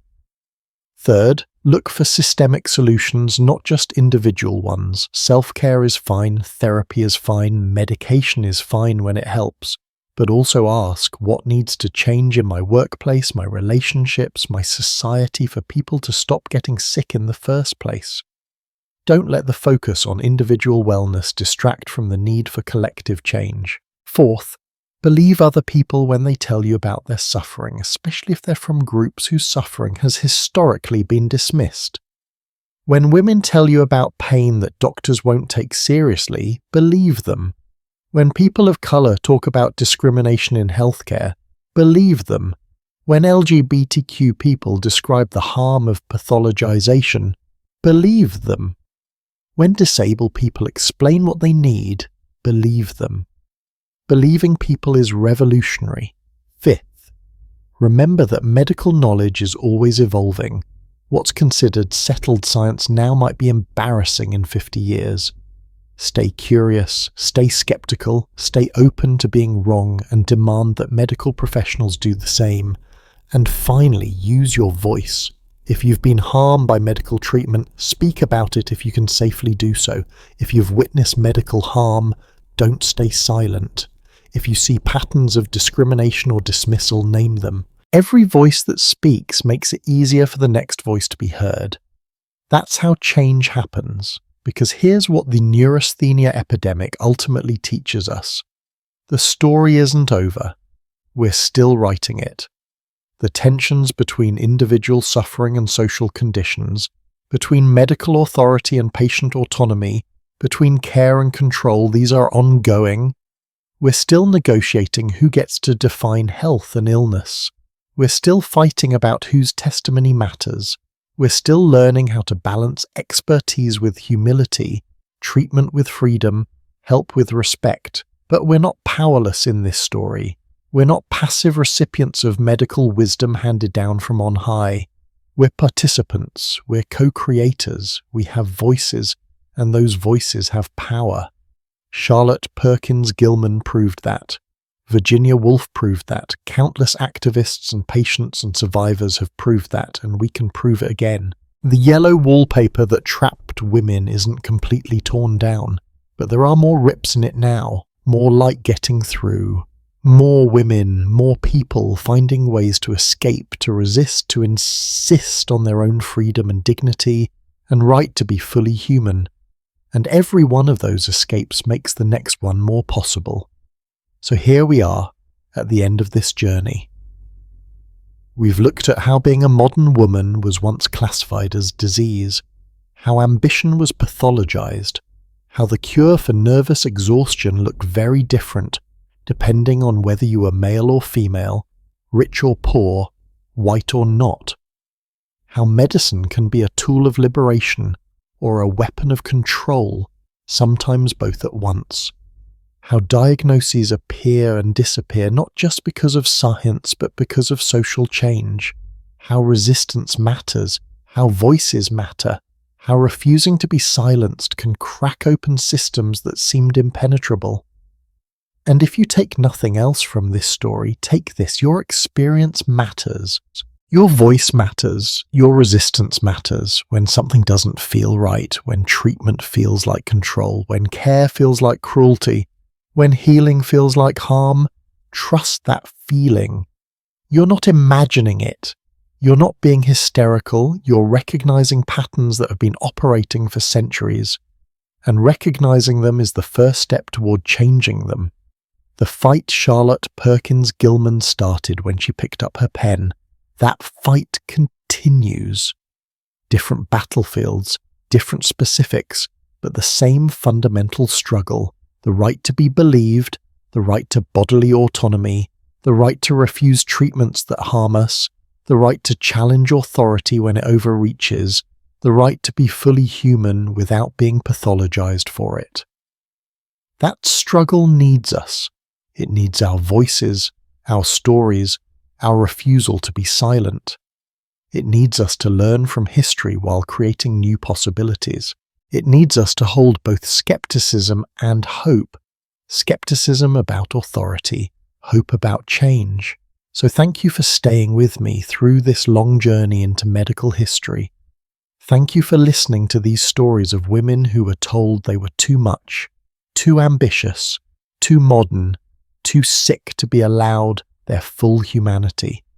Thank you for witnessing their resistance and learning from their courage. Thank you for thinking critically about how these patterns show up in our own time, and I hope this story stays with you. I hope it makes you look differently at medical authority, at wellness culture, at burnout and exhaustion, and all the ways we pathologize normal human responses to abnormal conditions. I hope it makes you more likely to believe people when they tell you they're suffering. I hope it makes you more willing to question diagnoses that serve power rather than people. I hope it gives you language for patterns you've noticed but maybe couldn't quite name. Most of all, I hope it reminds you that change is possible, that resistance matters, that voices raised against injustice, even when they seem small and powerless, can echo across time and create transformation. Charlotte's yellow wallpaper story is still being read, still being taught, still helping people recognize when medicine becomes imprisonment. Virginia's bitter words about enforced rest still resonate. The activists who challenged pathologization won real victories. Progress is slow and incomplete, but it's real. So rest well tonight, friends. Let these stories settle into your mind. Let them become part of how you see the world. And when you wake, remember, you have a voice. Use it. You have power. Claim it. You have the right to challenge authority that overreaches. Exercise it. The yellow wallpaper is still there, but we're still tearing it down. One voice at a time, one story at a time, one act of resistance at a time. Until next time, when we'll explore another chapter in history that shapes our present. Another story that reveals patterns we need to see. Another journey into the past that illuminates our future. I'll be here, and I hope you'll be here too, because these stories matter, and you matter. And together, we're writing new chapters in this ongoing story of liberation and resistance and becoming fully human. Take care of yourselves. Question authority. Trust your experience. And never, ever let anyone tell you that your ambition, your voice, or your full humanity is a disease that needs to be cured. Good night.